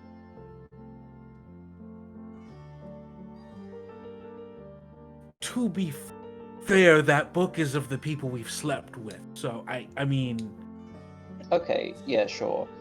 I. Why should he care about whom we've fucked? I don't care about who he's fucked. We gave him that book in the first place. I don't think you understand. He's comparing us to his other wives. He is comparing you. And we don't mean anything. I think that makes the virgin start to angry cry. Then Why? why would he keep us? Why would we be here if he didn't? Well, you saw the See other women in the value. farm. I know. He clearly does not mind. Literally fucking around. I'd rather give the meal to someone who might appreciate it.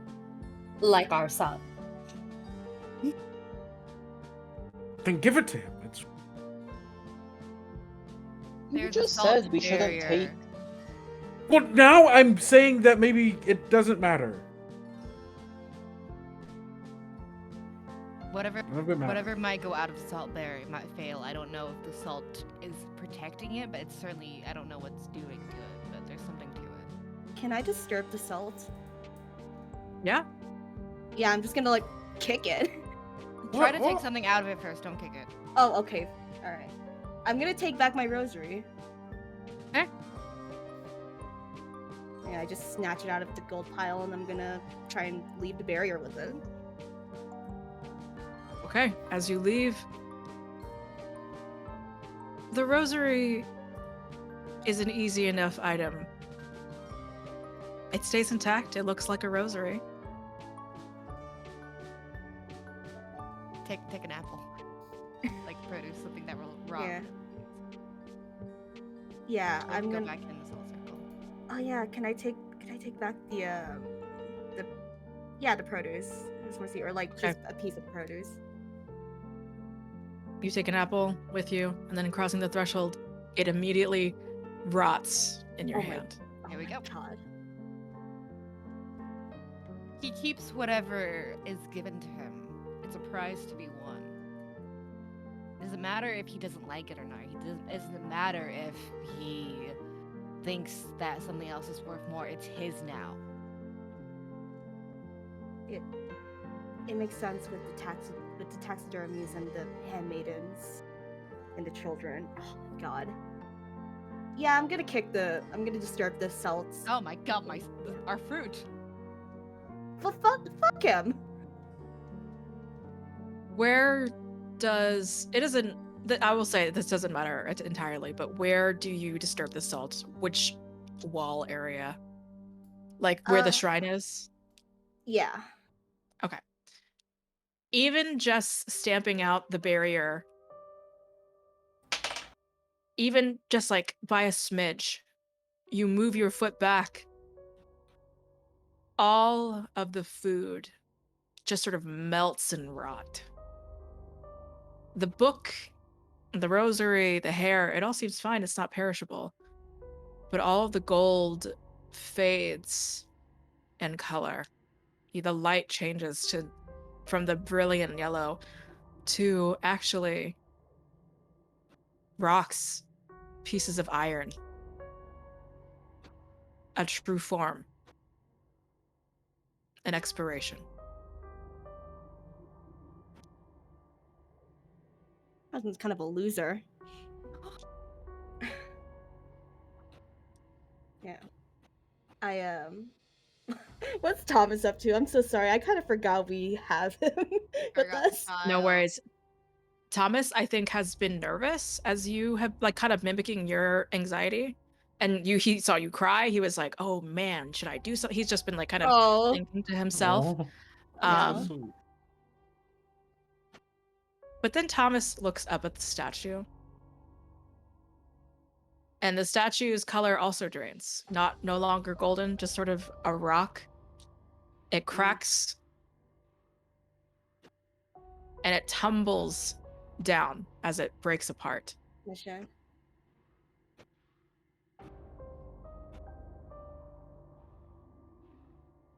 Is it like is it like a huge statue or is it just like It was a shrine to it, so it was fairly big. okay, yeah, I'm gonna Like I'm gonna let- maybe the size of Thomas. okay, alright. Still, I'm gonna just like go up to Thomas and like, just like wipe away like the tears on my face. Just like we should probably get going now. It's probably dinner. I think there's enough of this room. Okay. Yeah, I'm gonna scoop Thomas up and I'm gonna leave. I'm gonna take the rosary with me. Okay.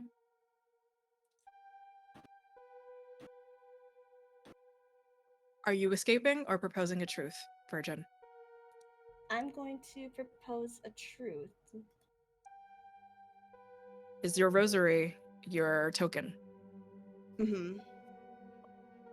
Is it a token of faithfulness or disloyalty? Disloyalty. We are Because at that- 2 to 3. Because now I know he doesn't give a shit about us.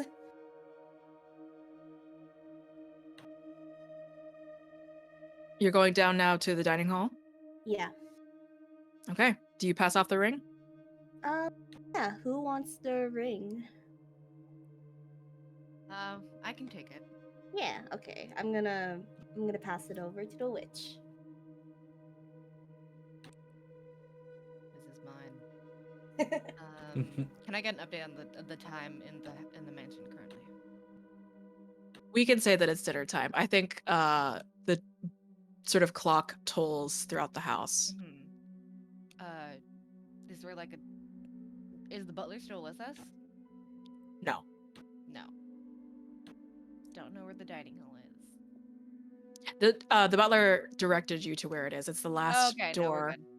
It's like at the end of the corridor, basically. Like it's Okay. supposed to be fairly obvious. Yeah. Okay, I like look at Thomas and I like the witch is not that great with children. Gonna be real here. Awkwardly go, are you ready to eat now? Yeah. Super hungry. Okay, let's go to the dining hall. And I kind of hold out my hand for him to just take as we walk.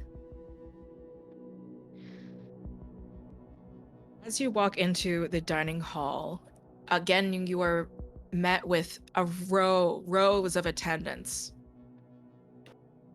You are to sit at the very end. You are the matriarch of the house at the moment, and as there is a small, there is a chair with sort of like cushioning so that Thomas can sit on top, like kind of a booster seat, next to you, just to your sort of left as you are looking directly down a very long dining table. Okay. Are there any like plates set up yet, or should I just sit down and wait? The feast is all ready here for you. Oh. What types of foods were you expecting? Everyone give me a food item. Yeah, everyone. We'll start with the witch. Why not a good main course item like a chicken, something like a turkey, Yeah.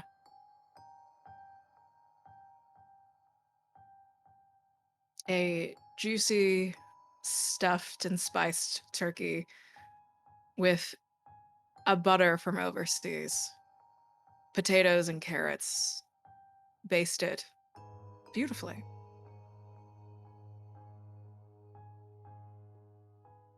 Popsicles. Obstacles? Obstacles. There are the technology in the 1500s, man. There are wooden sticks in sort of these like metal containers where they were put in some sort of freezer. There was a freezer that maybe they didn't put it out in the snow, maybe some kind of magic, but there are handmade popsicles. I mean, there's talking goats. Why are we questioning? Refrigeration. They have a magical freezer upstairs. We kind of destroyed it. You know, Huh. popsicles.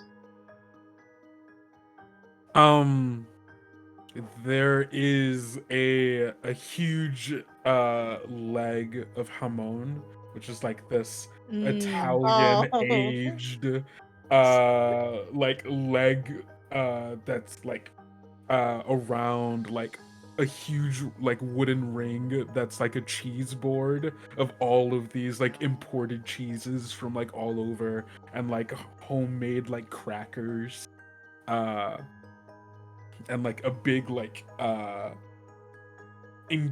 incredibly sharp looking like bejeweled like knife stuck into the leg to be used to like slice off pieces. Fuck y'all. I haven't eaten dinner yet. I'm hungry. I also And haven't eaten dinner because yet. of that, I want chicken biryani. That's what I got for Oh, dinner, yeah. waiting for me. Ooh. So it's just to show, Bluebeard was like, I love my ethnic wife. I swear. Yeah. God.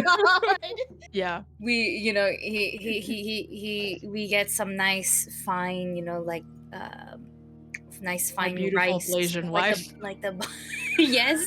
We got that Yes. basmati rice. Okay, saffron colors it like in a nice orange yellow hue. We got some fat stacks of chicken, potatoes, everything. It's like in garnished with like, I don't know, something fucking green. Just a casual little bit. Okay, You are not having a too lot much. of meat. It's of course A we lot are. of meat. Of course we are. There's at least 7 Asians in chat. In this call. Maybe At more. least. Animus and Virgin. What kind of food? Soup. Soup. Just any All soup. of the soups. Just like any kind of There's fucking there are flights of soup in. Oh my god, there's so many bowls. yes. Yeah. You know what? Maybe this Bluebeard thing ain't too bad. This is a good spread. This is a good. This is You good. scared the shit out of a butler to the point that he made it real clear that she might kill us or something. I don't know. See, man, we're living the life. We also We're did living the life. actually kill a woman. Yeah. Did we though? Because I don't know if those dogs were real. To be fair, I don't know. All I know is that she was rude to us, and now she's Like- not standing here. Listen, if we don't see her body, then it's fine. Yeah, Animus. Marvel rules. It's Fatal who's left to go. No, Or Fatal no, I went. did. Is it the? And what did you say? A food, Animus? I said popsicles. Oh, you Yeah. said fucking We all popsicles. went. That's We all right. went. Yeah. Okay, yeah. got it. There's so much meat, so much soup. You're gonna need to take a fucking nap, which Yeah. but Thomas is going for it, like just getting at all of the foods. And as you sort of plate yourself your dinner, the attendants are whispering to themselves. They're looking at Thomas. They're looking at you. Their whispers beginning to sound like an annoying ringing in your ear at this point. They better keep our names out of their fucking mouths. Can I kind of turn to look at them to see if they continue whispering? They stop whispering as soon as you look at them.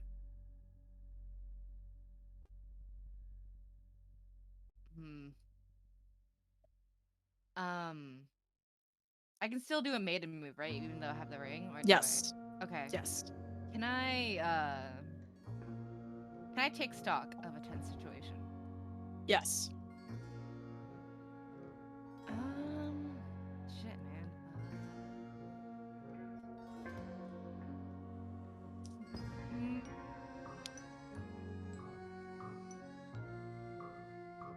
What traps here have been laid out for the bride?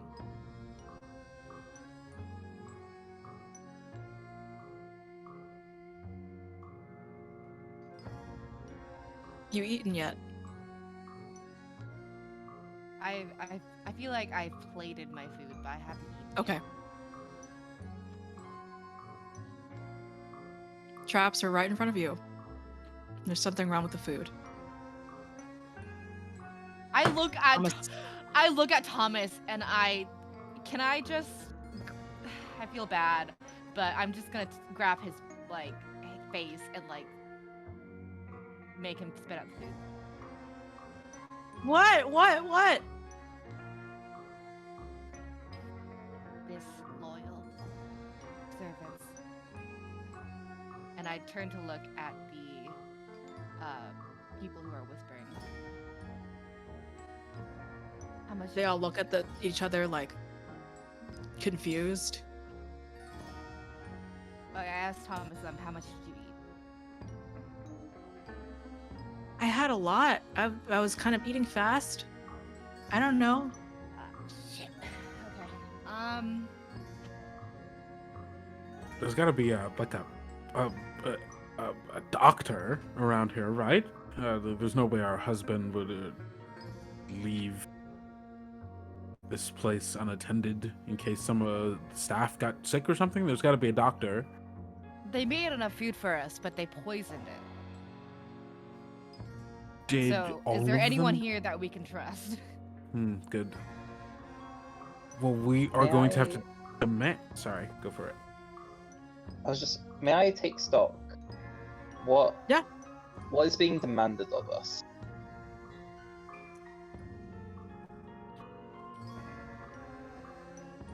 You don't see the chef out in the open. It's just these attendants. All of the attendants, their expectations are nothing of you. They are looking at Thomas because some of them know that Thomas isn't allowed to be here, but he's with you. But you sense a strange. There's another authoritative figure throughout the attendants, and that is the chef. There was an expectation to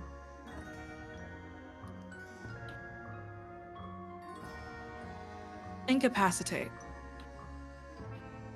Figure out the rest.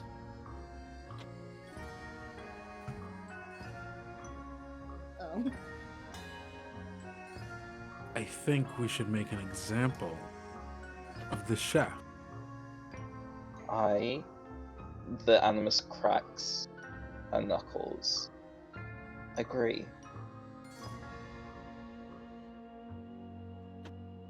Which?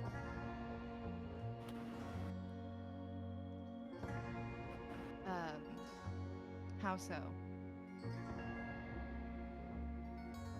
Anyone willing to harm us, or even the child of the master of this house, should be...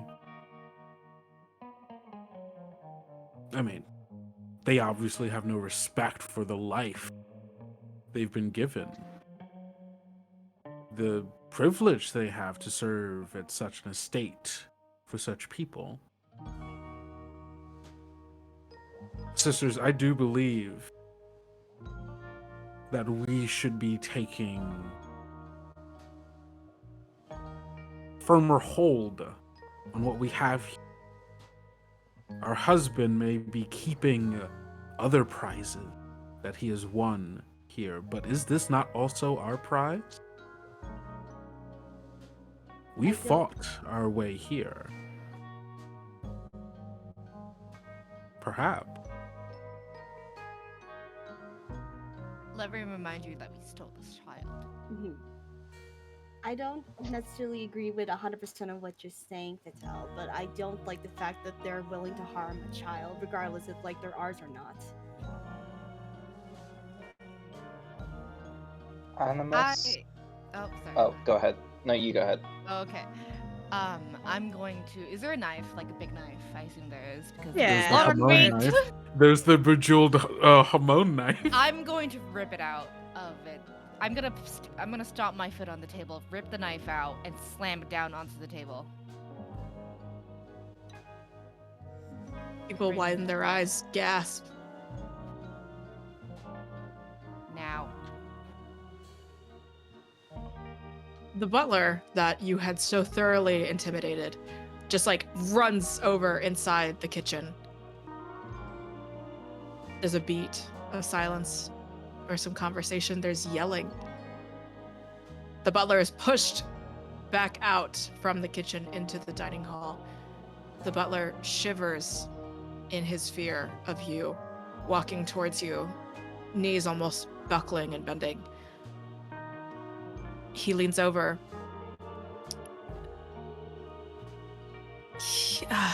The chef insists that you enjoy your dinner first. The chef insists. Last I recall, I was the lady of this house. Bring him now, or there will be no second chances.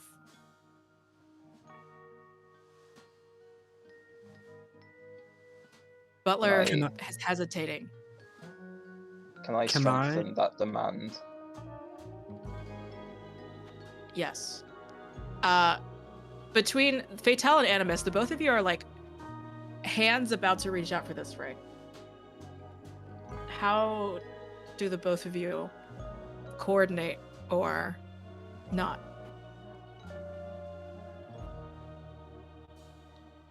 Fight for the death for this ring. Fatal, you can take it. I will back you up.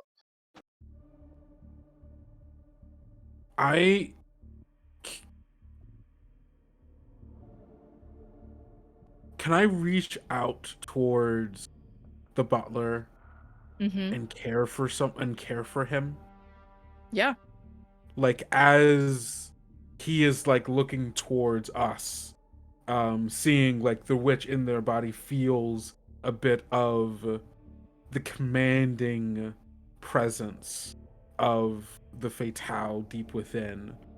Which you can feel your lips move. Not of your own control, but of your sister's. Fatale. Dearest Buck, as the lady of the house, your well-being, your happiness, and your prosperity, they're my responsibility. And in order to bring you the good fortune and the comfort that this life has to offer you, there are some things that are going to need to change. And I hope that you will walk with me hand in hand during change. Be at ease. I only want what's best for you. Bring us the show.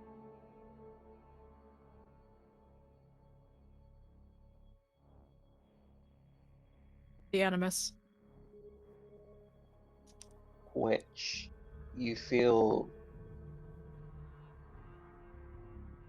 your movements strengthen, your presence emboldened. Fatal, you feel that same echo underlying your words. You both speak with authority, and that authority is backed up with all of our strength. Nothing will stop us from getting what we want. Not while I'm here.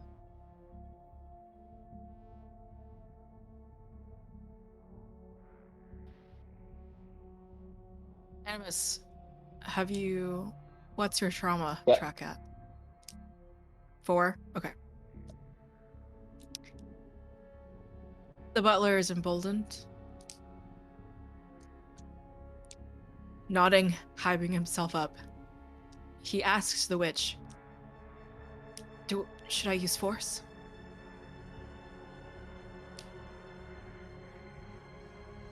Which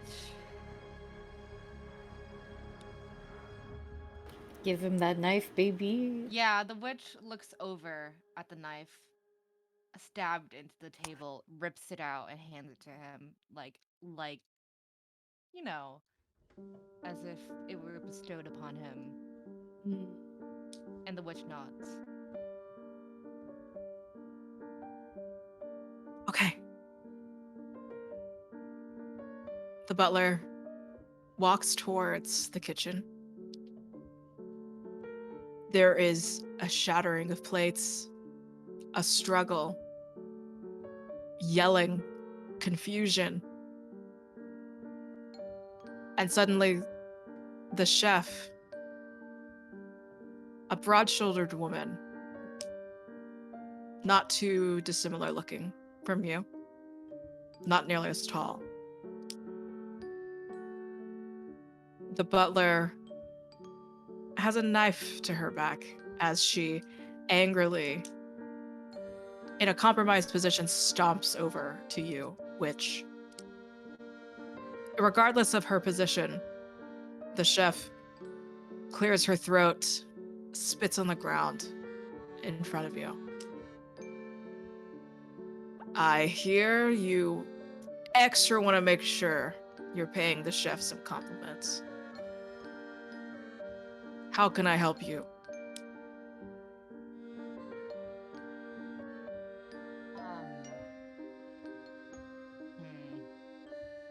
Hold up. I need to scroll the PDF. Where am I? I'm lost. Sorry, I'm lost. Okay. The witch isn't really good at talking, but you know who is?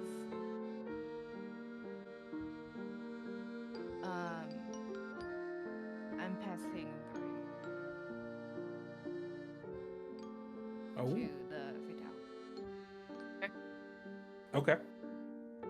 We'll let the ring slide onto my finger. Are you willing to eat the food that you just served? The chef looks at you confused, but in a clearly taken aback manner at the same time. I couldn't possibly. It's your food. You're telling me that chef, such as yourself, has so little confidence in your cooking that you aren't even willing to taste it? With all due respect, my lady, there should have been a poison tester. It should have been this one, even, points to the butler. But I seem to be in a very interesting position put You by are. your design. That So is correct. I'm not too confident in what's going on at the moment. You'll have to excuse me. Your confidence is not needed. Your attention is. Eat something from this table. Right now, right in front of us. Dirty yourself with violence, please. Okay. That is carnality again. Ooh, that is a 10 plus 1, an 11. Okay. I am looking to... I'm looking to mutilate them. In a way where this violence is being done as an example for everyone else who is watching. And so the permanent scarring here being her reputation as someone who has wronged us. Okay. The butler pressing the Hammond knife ever so close to the chef's back. She shivers in her own fear, shakes, not looking too dissimilar to how the butler was. She puts one scoop of the rice into her mouth. After a minute, see? How is Thomas doing? Thomas looks like he's doing fine.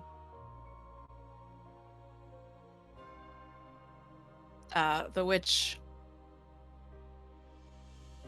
Thomas looks like he's doing fine, but you're gonna have to investigate a little deeper. Then may I investigate the object that is Thomas once again? If the witch, is it cool if Mother helps you out? Yeah. Okay. Questions?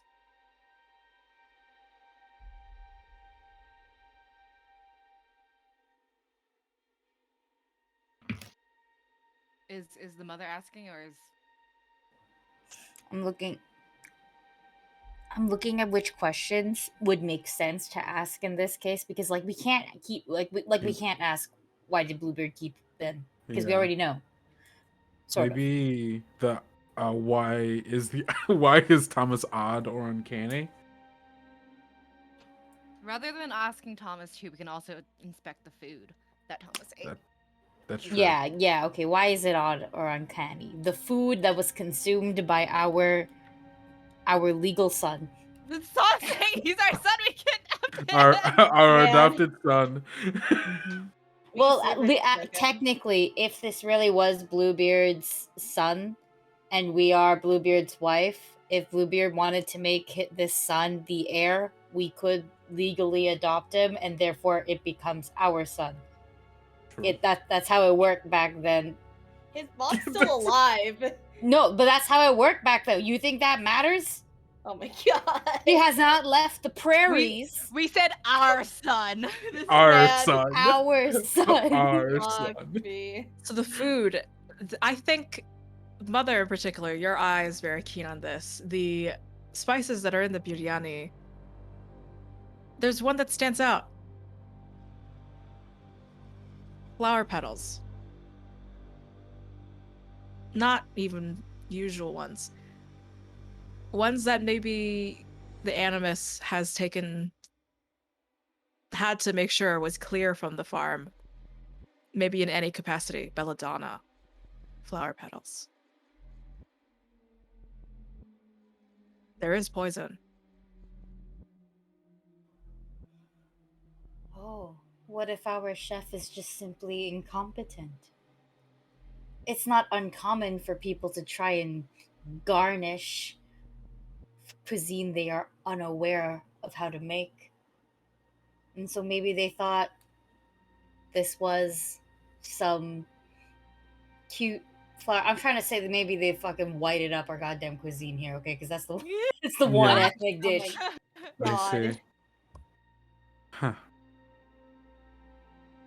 One more question. Oh yes, I forgot ask two. Let's see.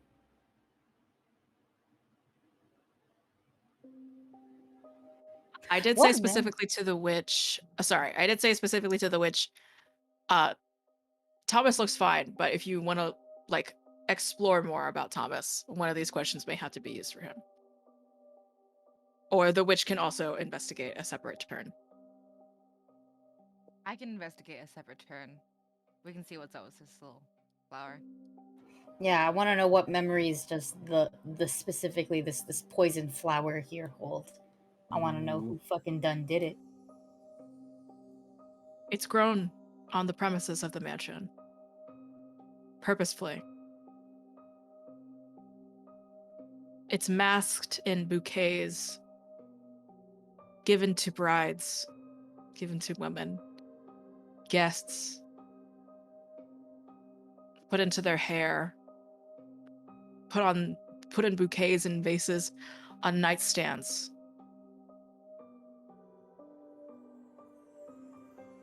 Put into the food of a woman wearing the same dress as you. A woman who spent the rest of her marriage bedridden.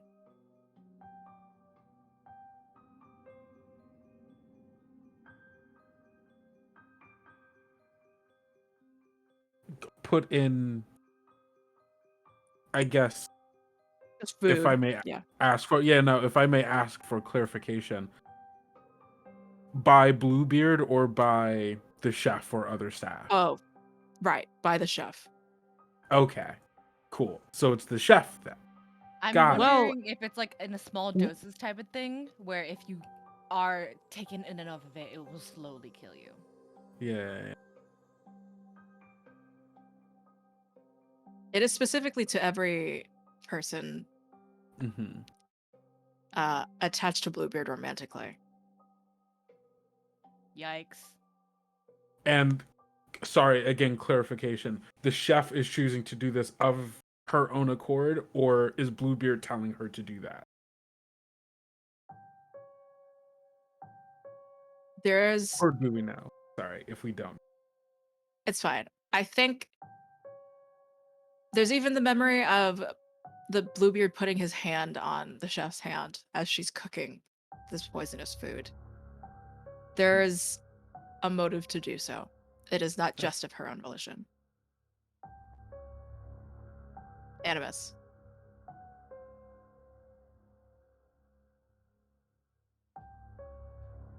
Oh, I can't hear you. Talk again? Hello? You're good. You're good now. Okay. Animus turns to the Vital and says, I have something I need to say to this woman. May I? Please, sister. And we'll let the ring glide off her finger.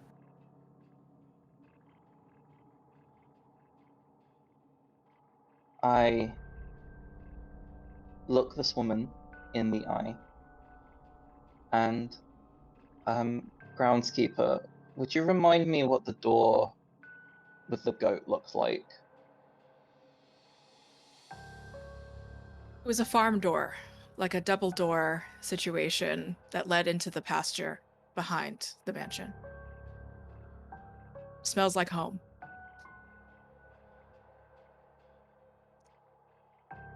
I take our ring of keys and I take the key to that door off of it. And I hold it out to the chef. And I say, there is a farm door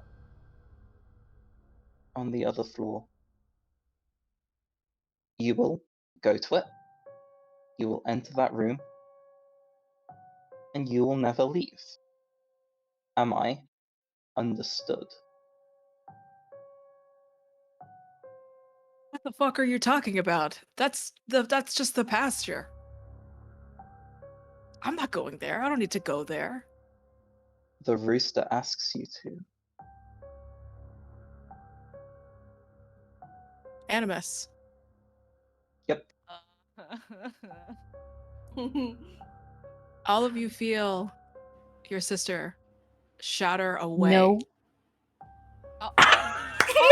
Aki, Mama let coming me do in. this, please. No. Aki, please. Your move is Above board. far too good, and your sisters need you.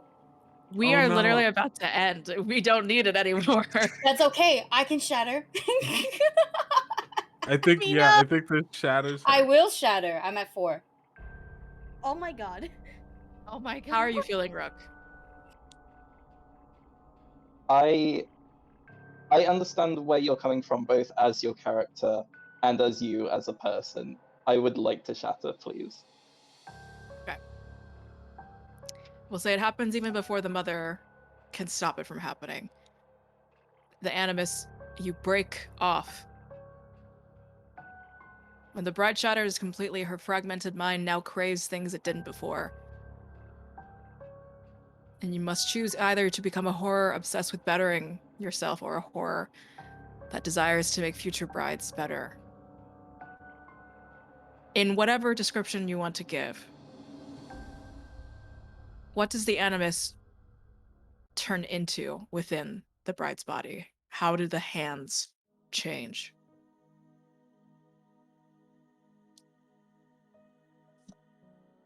The hands stay exactly the same for For as long as the animus exists in the state, they will remain that way. There is a horror in a fate never changing. There is a horror in... It's like laminating a paper towel, forever unchanging, never again to be used for its purpose. And the animus remains that way. Let me... I think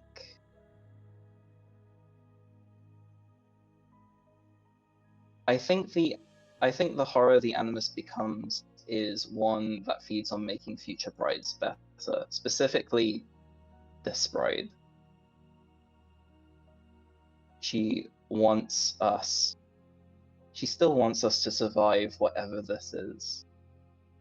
And she will serve as a constant reminder to that goal if she has to. The animus is no longer part of the bride. It is a new creature, completely.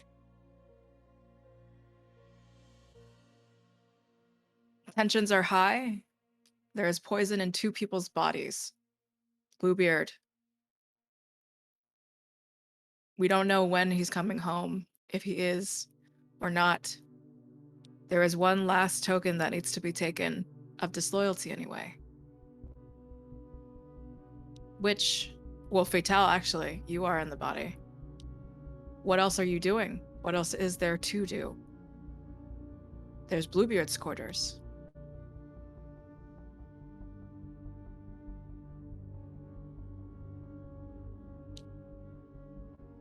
Fatal.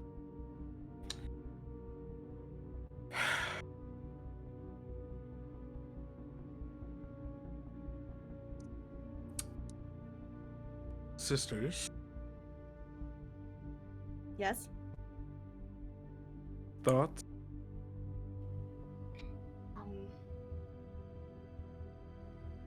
I mean, first thing we should do is probably get Thomas unpoisoned.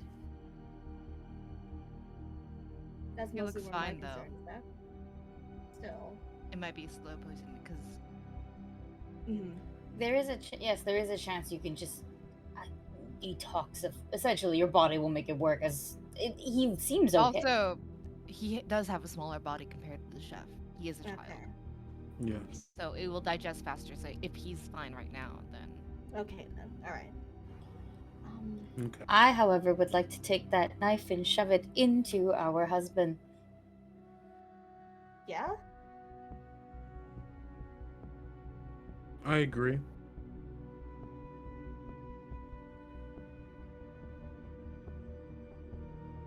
I think, again, I will repropose.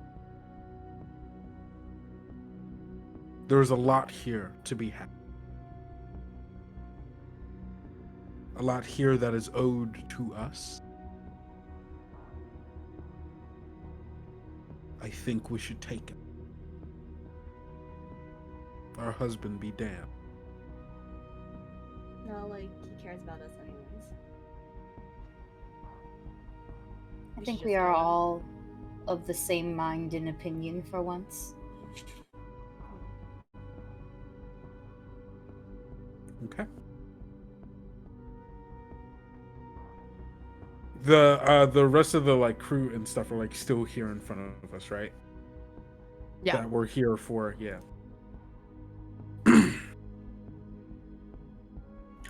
As of this point forward, we are the sole lady of this house. There are no lords here. And you will be treated with the same amount of respect you show us from here on out. Do your jobs and be kind and pleasant and respectful, and you will live the rest of your days happy, and you will live the rest of your days content, not having to worry for a thing. The chef falls over. She begins to Anyone. gasp. Sorry. Do you just keep talking as the chef? Yeah, 100%. Anyone The chef falls over. who goes against us, anyone who whispers about us, anyone who tries to harm us or our son or the women of the pasture or the children of the pasture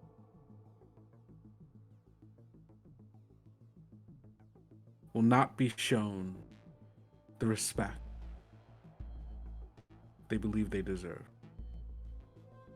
and will instead be fertilizer for next year's crop.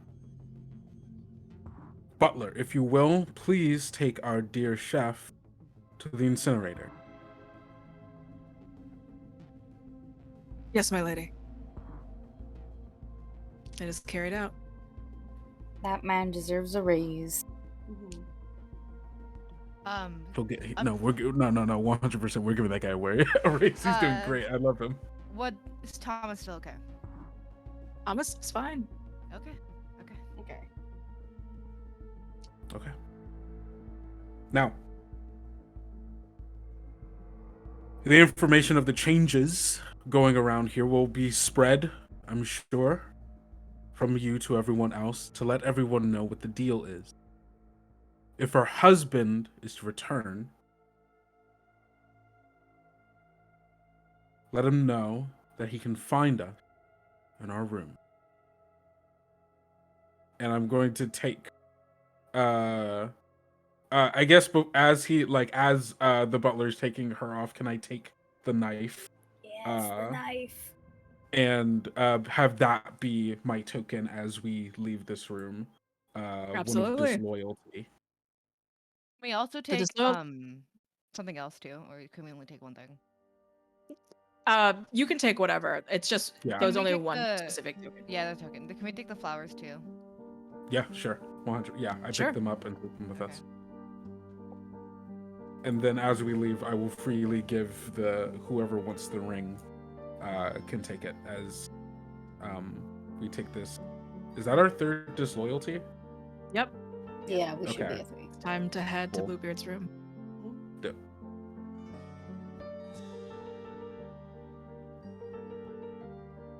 Who's taking the ring? Me. It's been a while. Okay. Mother. Dog whistle. Thomas. And the knife. Thomas happily skips on up with you.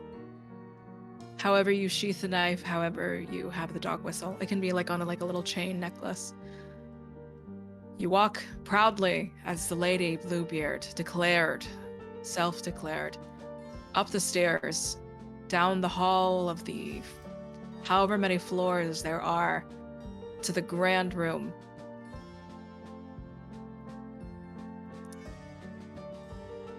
Bluebeard's quarters. The one room that he said to not enter into. And despite that, the key to his room, that long golden key, sapphires. You open it, and seemingly what we would have expected to be a fantastical room with bright colors and jewels and gifts and however many other prizes, trophies. It's all dulled to gray rock. You look around you. This is not an impressive room whatsoever. But there lay a lone book on his bed.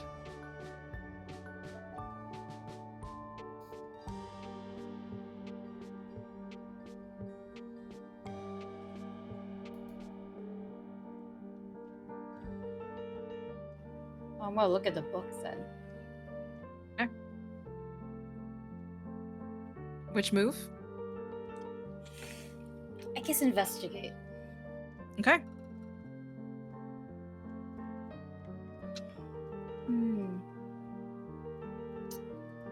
What memories does this item hold?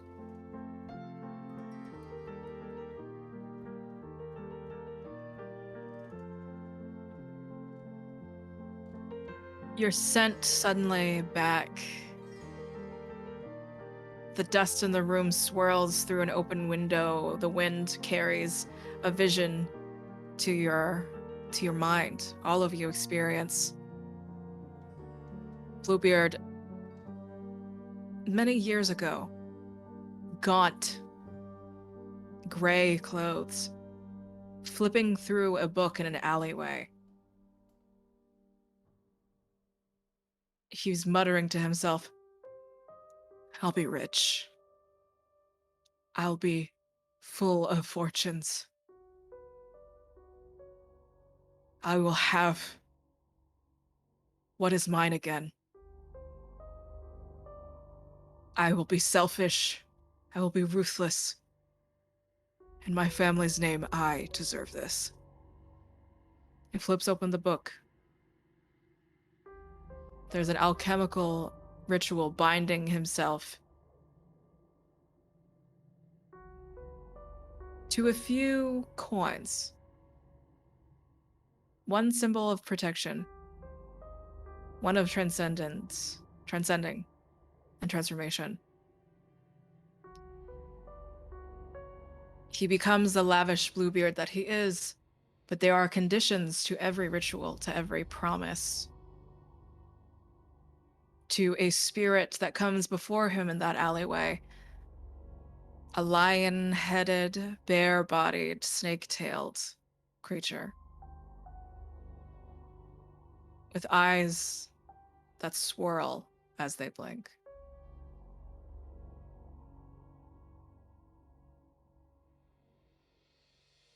You may call me Person.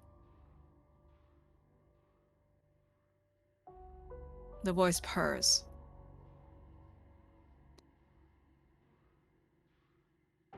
You're sent back to the room that you are in. This book.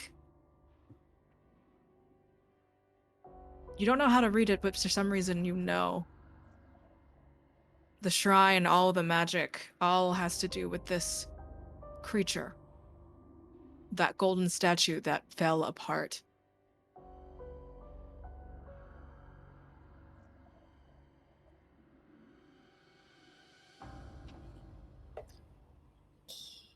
Well, the last question that I'm gonna ask, because I can ask two, is why did Bluebeard keep this item, this book in particular, that basically outs him?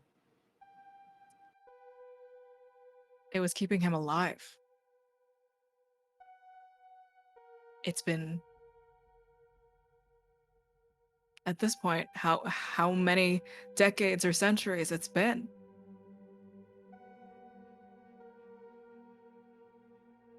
And everything is crumbling. Everything had crumbled as soon as the Virgin stamped out that salt protection barrier. Thomas grips your hand, nervous, a bit scared of this room.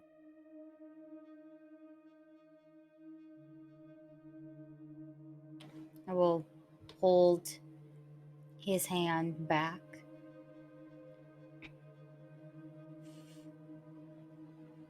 And take stock of the room. Okay.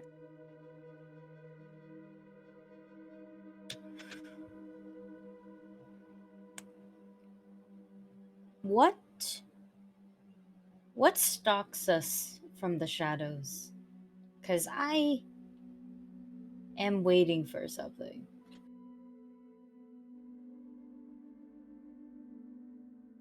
Not from the shadows. Right next to you, holding your hand.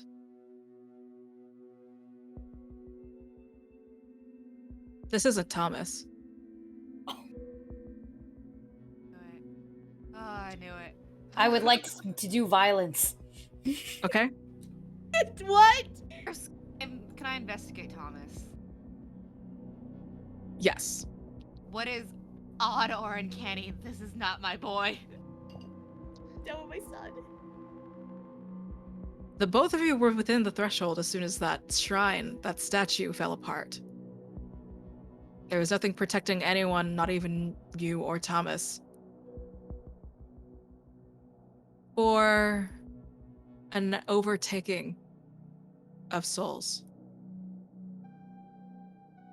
Something is inside Thomas's soul, not just body.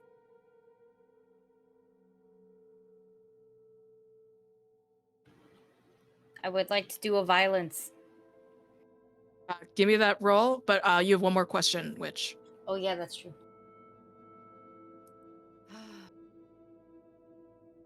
I don't know how to.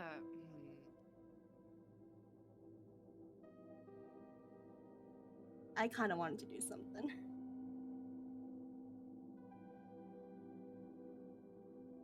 We'll say Whose just item is before.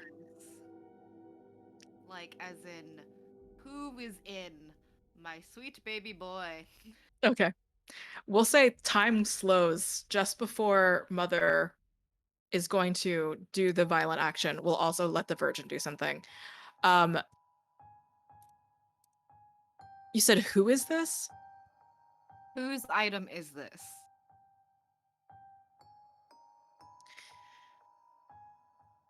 You know who Thomas belongs to. One of those handmaidens, as well as Bluebeard, child of adultery. Something. But you know now the name of a creature who was given a shrine to this person. It has something to do with that creature.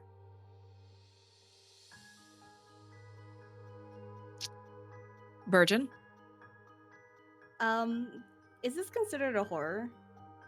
Oh, yeah. I want to caress a horror. Okay. Yeah. I'm gonna kneel. Well, wait, can I describe the action I want to do? Yeah. Okay, yeah, I want to kneel down and just take the whatever spheres, whatever's possessing Thomas, and just hold him in my hand, just like, what do I say?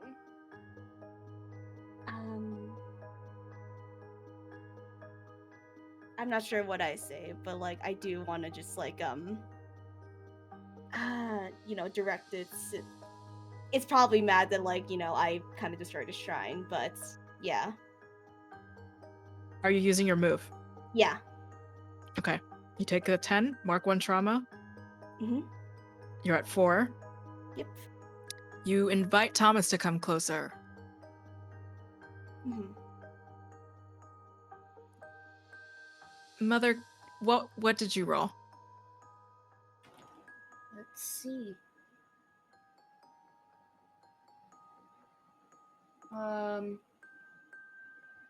Well, with the +1, that'd do be a 12. Okay. Yeah. Woof. With 2 successes, here's what happens. Mhm. You kneel. The Virgin is unassuming. Ask something along the lines of, the intention is to redirect the spirit or to care for the spirit? I want to for the spirit. Let's make it work for us. Okay. Here. Thomas blinks differently than he used to. He blinks similarly to the goat that you saw.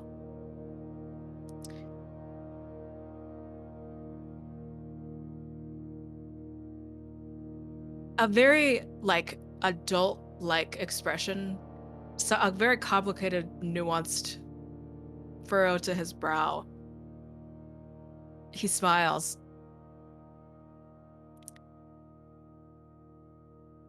I'll take you up on that.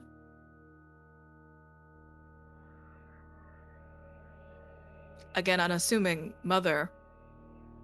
Which way are you inflicting trauma?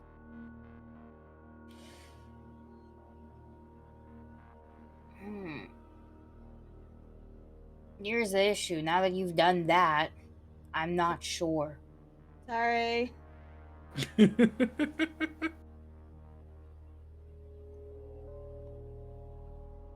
all that trauma to Bluebeard, wherever he may be.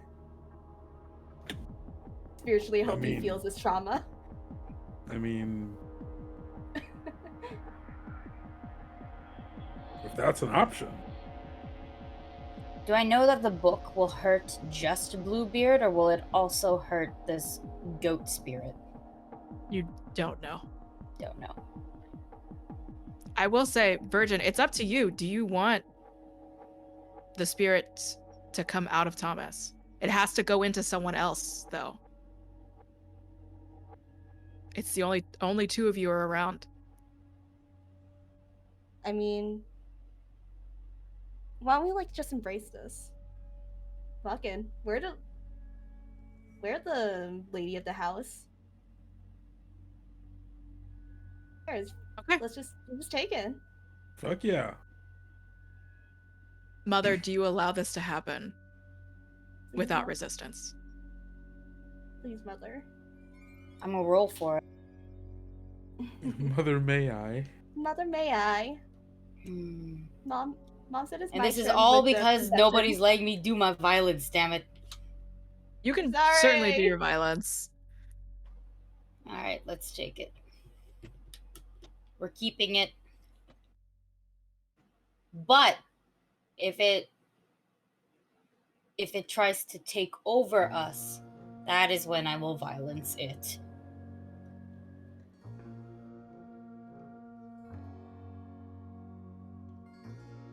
A purr goes through your brain as Thomas blinks, looks around, that same innocence. There's rushing of people. There's running happening from downstairs all the way to upstairs. You're hearing people come closer. The purring says, I'll help you. Keep me around for a little bit longer.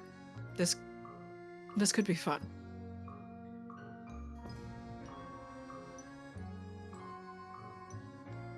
In comes an emaciated, almost skeleton-like Bluebeard, huffing. What did you do? Violence. Violence, okay. It's it. And we close out now. Before that, going down the line, with a brand new eldritch being embraced into the body, the animus being an entirely new also conscience going on. We'll start with the animus. With what you have, with what you want to create. How do you destroy Bluebeard's hands?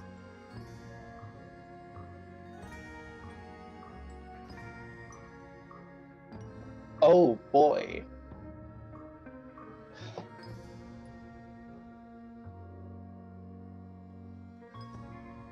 How do I destroy Bluebeard's hands?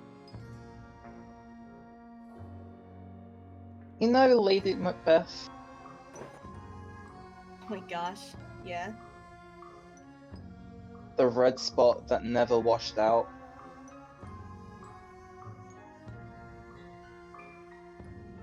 Bluebeard's hands becomes a testimony to every horrific act he has ever committed. And just like the animus, they stay that way for as long as Bluebeard exists. Which doesn't seem to be long, given how bloodthirsty my sisters are. We're about to fuck this dude up. Yeah. Fatal, how do you destroy Bluebeard's mouth, his manner and way of speaking? I take our hand. I stick my hand into his mouth, pull like almost like kind of breaking his jaw as I like fit my hand in there to like kind of stretch his tongue out enough to then take the Hamon knife and just slice it clean off. Oh my god. Violence, murder, kill. Kill! Attack! Virgin, this is not exactly the way that you'd like to go about this. But you know that your eyes are different now. Yeah. How do you kill Bluebeard with just one look? I think I look at him and remembering remembering how he transformed all the rocks and basically just like shit into like precious gold that's like colorful and stuff like that. I think I would like to take, when I look at him, I think his vision starts to go just gray. He just can't perceive any color anymore, no matter what he does. He's never going to see the gleam of gold ever again. He's not even gonna know.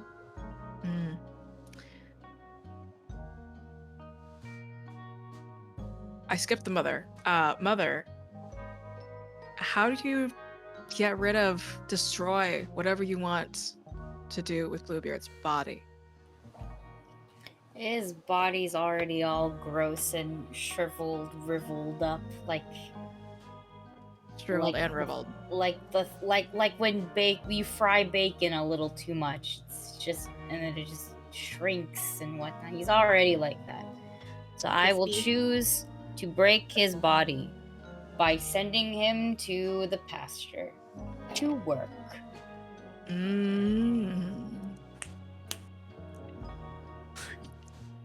finally, the witch. How do you destroy Bluebeard's prized possession, his own trophy, his hair?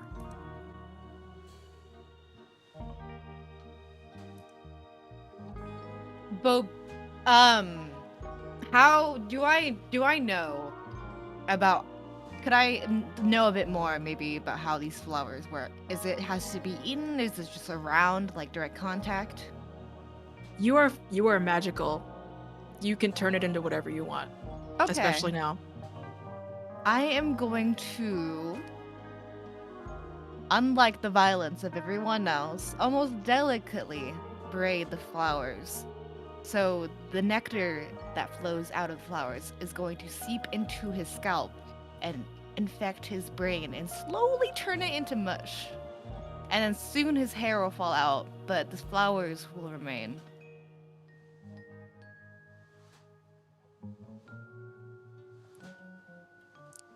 He Yeah, turns what's up? into a... Yeah? Show your face? Yes, that's it. He turns into a mandrake, I think. Oh my god. But shriveled up and perfect for preservation forever.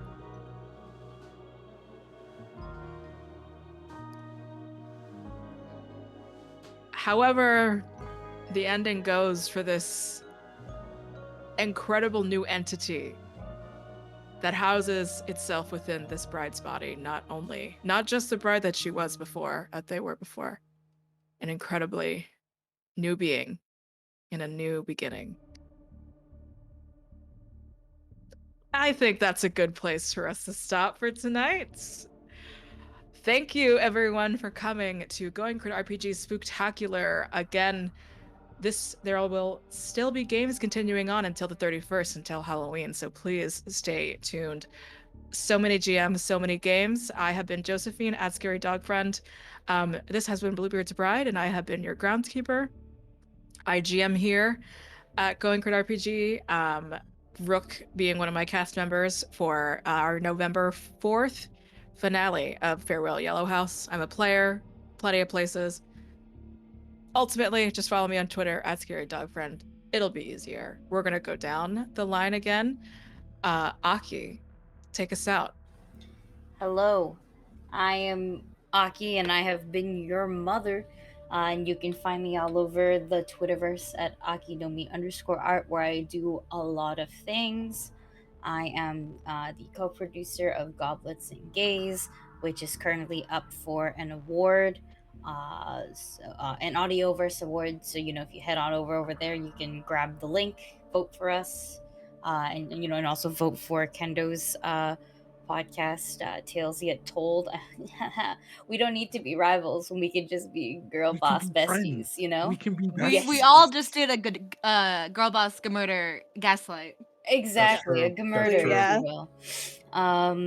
And I also co-produce quite a few other things. I have a new podcast coming out sometime early next year, but you can check us out at Unwavering Force. It is a Star Wars Pathfinder 2e podcast where I, someone who does not give a flying fuck about Star Wars, get to play a garbage man.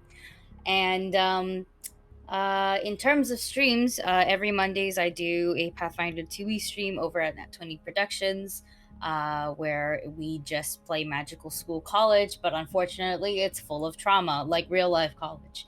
And this Saturday on the 29th over at Nemo's Domain, you can find me at 8 p.m. Eastern, I believe, where I will be doing, hopefully, my last Halloween stream.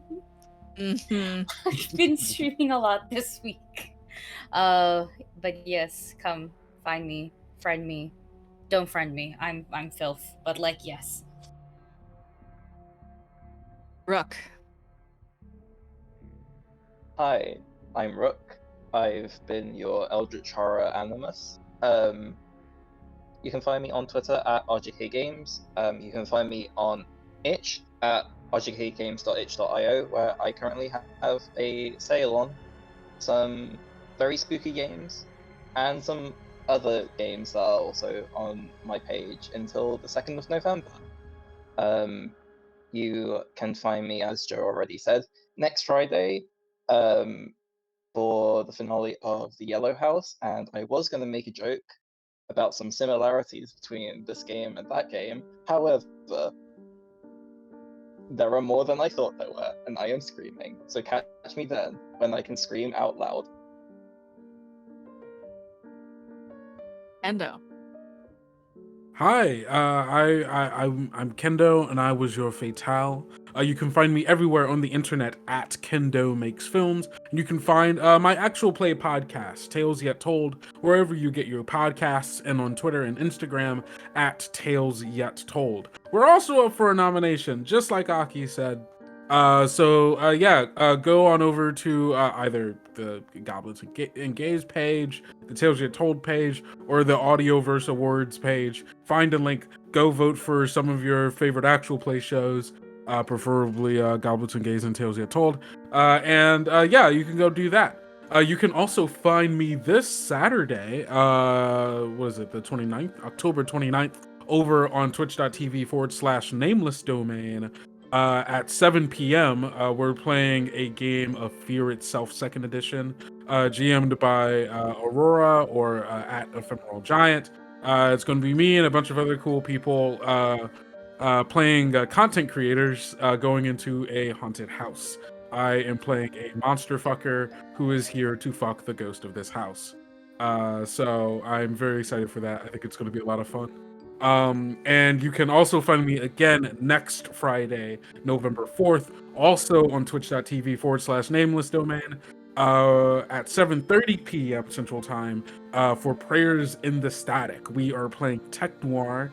It is me, my co-host Ibrahim, Sin, or at Buns Bakery on Twitter, and Alyssa at Disaster Queer. Thank you. A Disaster Queer on Twitter as well. Super excited to play this mystery game, this cyberpunk mystery taking place in the city of New Alamo. It's going to be a lot of fun. So yeah, go check out my stuff. Do it. Do it. You. Okay, thank you. All right, Go okay, do it. okay. Rivi. Hi. I'm Rivi. I was the virgin and I made my husband go colorblind. Yeah, you can mostly just find me on Twitter at RiviSauce, or you can also find me on my art Twitter, at Art by Rivi. And yeah, I don't have any streams planned. I just kind of joined here, but usually if Joe's involved, I'm probably trailing somewhere closely behind. So yeah. Ruby is also the artist for a wonderful podcast called Monster Fuckers Anonymous, which Oh is yeah, I co-hosted also by do that. me and my friend Cleric, our friend Cleric, and a wonderful person. Thank you. And Shion. Wait, Ruby also did this little PNG. It's very cute. Oh yeah, Ruby also Please did the clap. art for. Oh yeah, I also did that. Please clap. Thank you. Thank you. Thank you. Thank you. All right, it's Shion. Shion's turn. Hello, I am Shion. You can find me on Twitter at @GalaxyBun with an XI instead of an XY. I have a VTuber self, so if you want any of my other silly content, which I like rarely do nowadays, my bad. It's Galaxy Bun, but you add a VT at the end. That's crazy. I'm a cosplayer, so unlike everyone else doing really cool stuff, I am just screaming at fabric. So if you do want to follow me, I am currently making a cosplay for a con in November, and I am going to set some fabric on fire tonight. Maybe that'll be fun. This is my first tabletop like stream ever. I think like aside thank you. Technically speaking, but as like myself, this is my first tabletop stream and it was really enjoyable. Shout out to Joe for inviting people to be able to do this. That was really cool. Great.